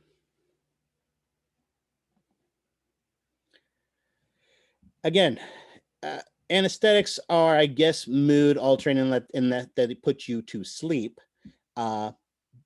But even that, if you want to talk about, again, that is a simpler form of what we're talking about. Again, that isn't something that someone is doing long-term for changing of a mental condition. However, if you talk to an anesthesiologist and you have two individuals, exact same age, exact same height, exact same weight, they're both not going to respond to the anesthetic the same way.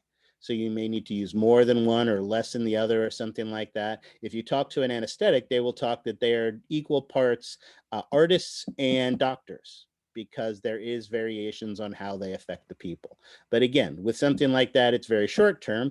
And I think a choice of being awake while someone does surgery on your knee versus being asleep when someone's doing surgery on the knee, I think most people would choose sleep. Again, I'm not saying that all medicines are bad. That is not what I'm saying. I'm not saying go out, take off your shoes and plant your feet in the ground or something along those lines. That is not what I'm saying. All right. All righty. But again, these are the types of things that we're talking about when we talk about the prefrontal cortex. All right. Questions on that? Let's go back to this picture. All right. The second area that I want to talk about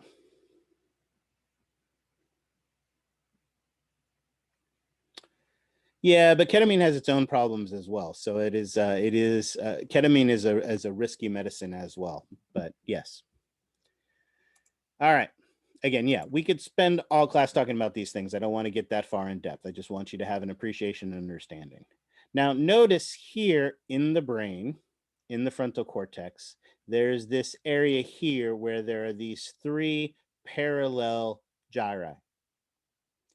These three parallel gyri are collectively what Brodmann called 44 and 45, which again shows that it wasn't perfectly symmetrical on this. But collectively, they are what is known as Broca's area. And of course, why are they called Broca's area? Bob Broke discovered them. Exactly. Good old Bob Broca is the one who discovered it. However, Broca's area is also referred to as the speech area. Because guess what the speech area does for you?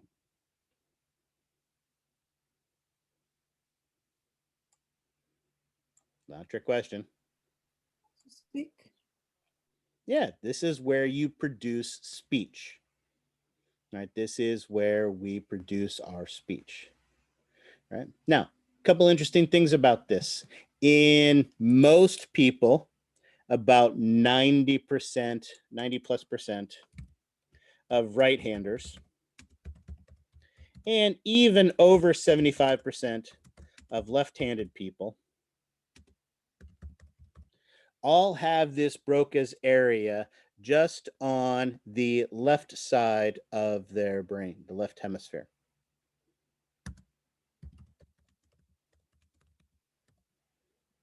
How they studied this was something that was really, really interesting.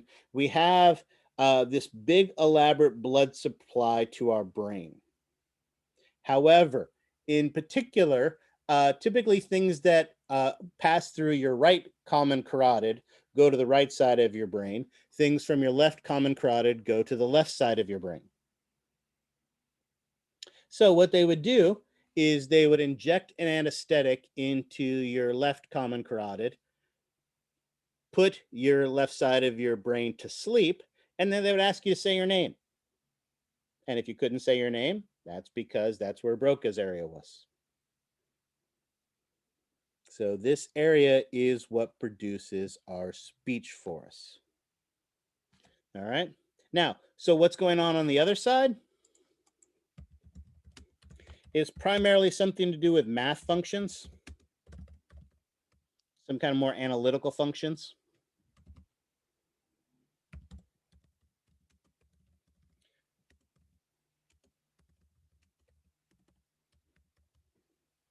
Now, again, as I've mentioned, one of the ways we can understand what these areas do is if there's damage to them. If your Broca's area is damaged, what's your deficiency?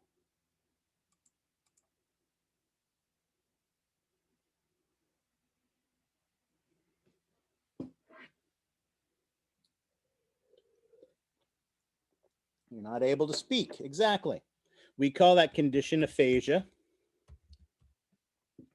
where you're not able to produce speech. So or at least meaningful speech with meaningful cadence. So for instance, if you have damage to Broca's area, instead of saying Billy and I are going to go to the store to get milk, you may say Billy, store, milk, right? So again, you're not going to have the flow to it. You're not going to have the conjunctions, adjectives, things along those lines. It's going to be very broken, very disruptive types of speech.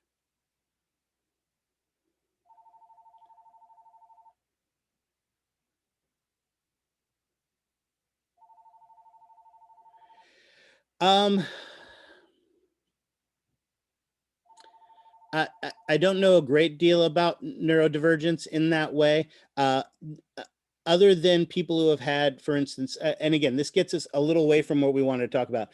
For instance, people who have deficiencies, like especially someone who was born blind, then typically their primary cortex, visual cortex, is something that is changed into more related to tactile sensation. Like for instance, when they do Braille, that area lights up. So there are a lot of instances of that associated with people who have some types of damage or deficiencies, especially those that occur at birth or early in life, when the brain is much more plastic.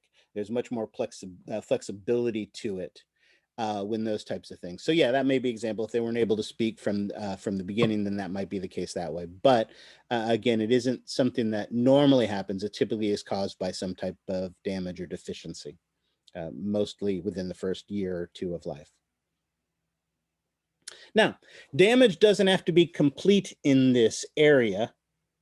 If someone just has minor problems with this area, one of the things that can happen as a result of that is a stutter, right? Like for instance, our president. Our president deals with a stutter, and often that stutter is caused by some type of disruption in the neural activity of Broca's area, right? Now, anybody deal with a stutter or know someone who's dealt with a stutter, and how? We'll talk about that in singing in just a second. How people who have really severe stutters can work their way around it? Yes, they can sing. Exactly. Laura, what's your question? Just like, so my brother had a stutter when he was little, but he like grew out of it. Is that still affect the Broca's area, but as they mature, it kind of One develops? of the things, yeah, so basically what we have when we're born with far more neural connections than we have as adults. So what may have been occurring with him is with too many connections in that area, his function there might not have been as precise. As he matured and some connections became stronger and some weaker and went away, that stutter can become less. But you're absolutely right. So people who have consistent or persistent stutters, one of the ways that they can get around that is by talking in a very sing-songy voice, because speech area, Broca's area, really is precisely associated with the production of speech, and singing is not speaking. I know you haven't probably thought of it in this terms before, but I absolutely positively know you're aware of this. Because how many people have heard Adele sing before? Anybody know who Adele is? Come on, Yeah. it isn't that old of a reference. You've heard her sing, excellent. Has anybody heard her speak? Oh, you can't understand a word she's saying. Absolutely. She's talking like she's got marbles in her mouth. She has such a huge, thick accent when she speaks, because she's from somewhere across the pond. But when she sings, right, because that singing is not speech, it is perfectly clear. There's no accent in that singing. And again, many people are that way. When they sing, they don't have their accent, but when they talk, they do, because that accent is associated with speech, and speech is very precisely, I think with Ozzy it was more the drugs than anything else. But again, that Broca's area is absolutely just precisely for speech. All right, questions on that? Okay, I kind of have a question Yeah. related to this, but it's there was like a little documentary about someone that had really, really bad seizures and it was medically resistant, so they elected to do a surgery where they severed the corpus callosum. When we talk about the And then corpus they callosum, I will talk about that. Perfect. Thank Yeah, you. absolutely, positively, I will talk about that. So yeah, absolutely, we will get there when we get there. But you're absolutely right. It's a great. It's not uncommon is not the right word, but it is. In some situations, especially with grand mal seizures and things along those lines, absolutely, it is can potentially be a very effective treatment. So we'll absolutely talk about that. I promise. Excellent. But before we get there, we have to finish working our way through the lobes here that we're talking about. How are we on time? We're almost done. So okay, let's at least finish this one. Or see if we can get the next one too. The third area we are responsible for in the frontal lobe is what is known as the primary motor cortex. It turns out the primary motor cortex is, on this illustration here, area 4. Now, we have a name for this structure. What is the name for this structure I have just drawn right there?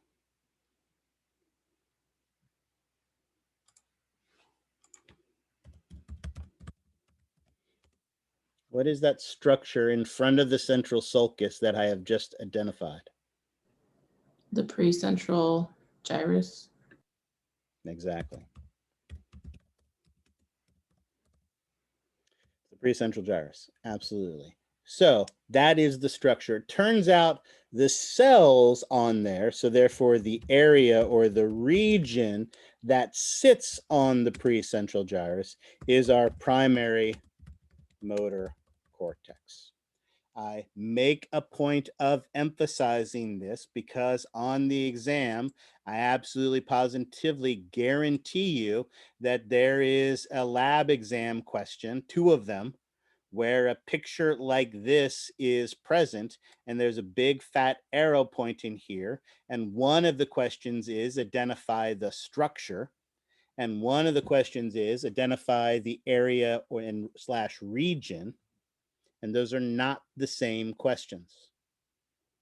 All right. This structure is the precentral gyrus. This region is the primary motor cortex.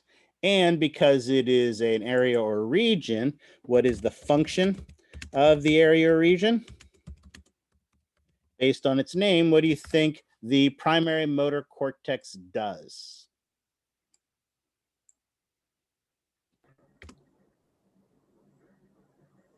Has something to do with their motor skills. Yep. And that's good. Can we be even more precise? Or fine motor skills? Okay, true. Yes, it could be, although it's gross motor skills as well. So you got the right idea, but here's what I was thinking more in terms of, and again, on the exam, I would give you that, but what I'm really looking for is 2 things. This is the voluntary control, and it is the voluntary control of our contralateral skeletal muscle.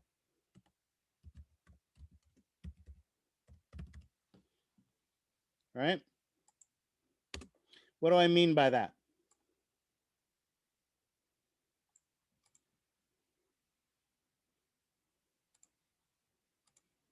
What do I mean voluntary control of contralateral skeletal muscle? Walking, moving. True. Yeah, absolutely. But what I also mean is just this. This movement of my finger, where am I making the decision, sending the signals to do this right here? If I'm doing this to my right hand, my right finger, where am I making that decision? The left side of your brain. Over here on the left side of my brain. So I'm controlling skeletal muscle on the opposite side of my body. There is actually a map here on this primary motor cortex of the different parts of the body. I think I have a pretty picture that shows this. Here we go. Excellent. Notice here in red is our primary motor cortex in the frontal lobe. And notice there's this map, huge representation of the face, especially the lips and the tongue, a huge representation of the hand, especially the thumb. And notice things like the trunk, which are much, much larger, right, have a much smaller area of cortex, because how much do we move our face compared to how much you move your chest or your stomach? Right? How many different emotions can you give your loved ones by a raise of an eyebrow or a squint of the eye? How much nonverbal communication, right? You can have a huge conversation with your significant other without ever opening your mouth, just with facial expressions, right? How about your kneecaps? Can you flex your kneecaps and make them look angry and make them look sad, make them look happy? No. So again, we don't have that same type of motor control there as we do for our hands, especially our thumbs, our face, and especially our lips and tongue. This representation of the body, where the size represents how much cortex is associated with it, is what is known as a homunculus. And notice you can see and find, this was the best one I could find. I couldn't find any really great ones, but these give you an idea of what a human would look like if the amount of their brain that is used for a particular area was represented in the size of their body. So notice for our motor over here, the area that has the largest representation is the hands, especially the thumb, then the lips and tongue, right? The face, small for the legs, small for the trunk, small for the arms. So this homunculus is kind of a visual representation of what our motor cortex is involved in controlling. All right. And I will take 1 minute to do the other thing. Notice right next to it is a sensory one as well. Because if we go back to the previous picture, let's go back 2 pictures. While we are done with the frontal lobe, on the parietal lobe, on the structure that is the post-central gyrus, is our area that is the primary somatosensory cortex or area. And this is our contralateral sense of touch. So if I feel something with my hand or I feel something with my face. And notice if we switch to the next picture, we have the same type of illustration and model. Huge representation to the face and the lips, which are very sensitive. Huge representation of the hand and the thumb, much smaller to other parts of the body. And we have that same weird looking homunculus. However, notice right here, we have that feeling for our ears. We can feel the tactile from ears, but we typically don't move our ears. So notice no ears on the motor guy. It's kind of how you can tell them apart. So, right, feel from the hands, feel from the thumb, feel from the face, feel from the lips. We have this, this funny looking homunculus that represents that. And notice one more thing. As you look across, pretty much the 2 sides are parallel. Again, you probably haven't thought of these 2 things and never even heard of the term homunculus before, but maybe your great Aunt Sally had a stroke because there's this large blood vessel that travels down the central sulcus. And when she had a blood clot there, that damaged some of her cortex. And as a result of that, she can't move or feel anything in her right hand. Because typically what happens is that damage covers typically both our sense of movement and our sense of touch. So she can't move her right hand or feel anything from her right hand. But is the damage necessarily perfectly symmetrical? No. She might not be able to move anything from her shoulder down, but she can only not feel from her elbow down. So she can still feel things on her upper arm. She just can't move it. Whereas her lower arm and her hand, she can't feel or move. So again, typically when you have that type of a stroke, you get this variation of symptoms, but similar symptoms.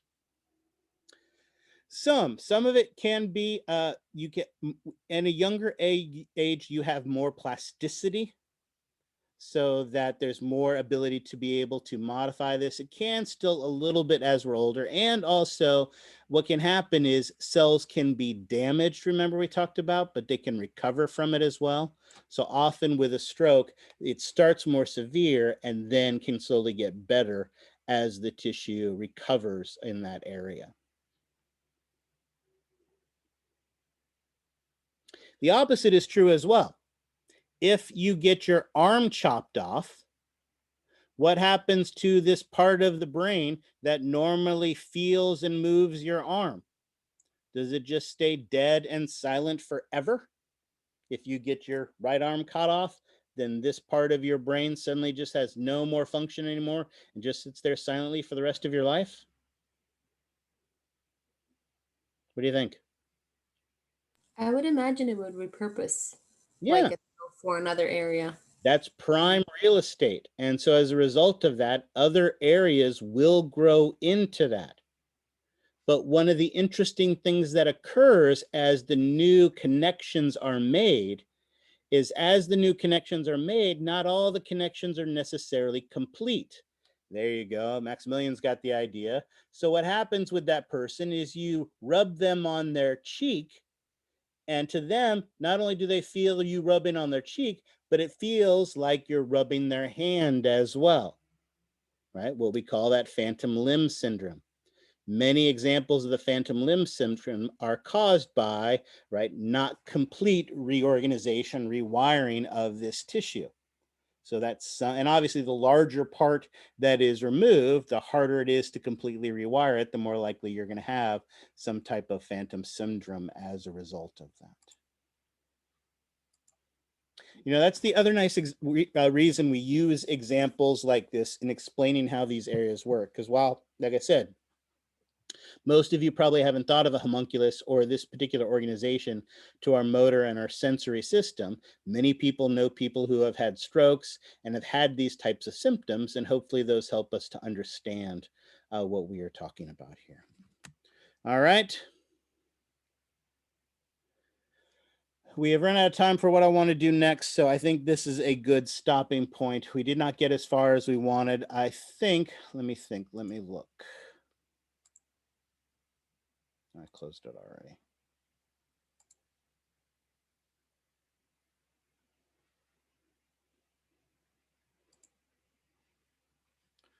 What's going on? Where's my, there it is. Good gravy. Oh, that's why. There we go.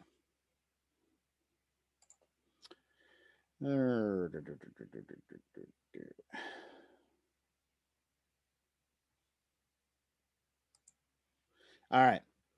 We only have a little bit of lecture that I want to talk about next class. And then we'll spend the majority of our time catching up on the anatomy. So we do have a little bit of lecture that we need to do, but it won't be too much. And then we'll be able to dive into the anatomy. So yeah, that'll be the game plan. And then depending on how the anatomy goes, well, you can either dive back into lecture or we'll just be horribly behind. All right. Questions on any of that?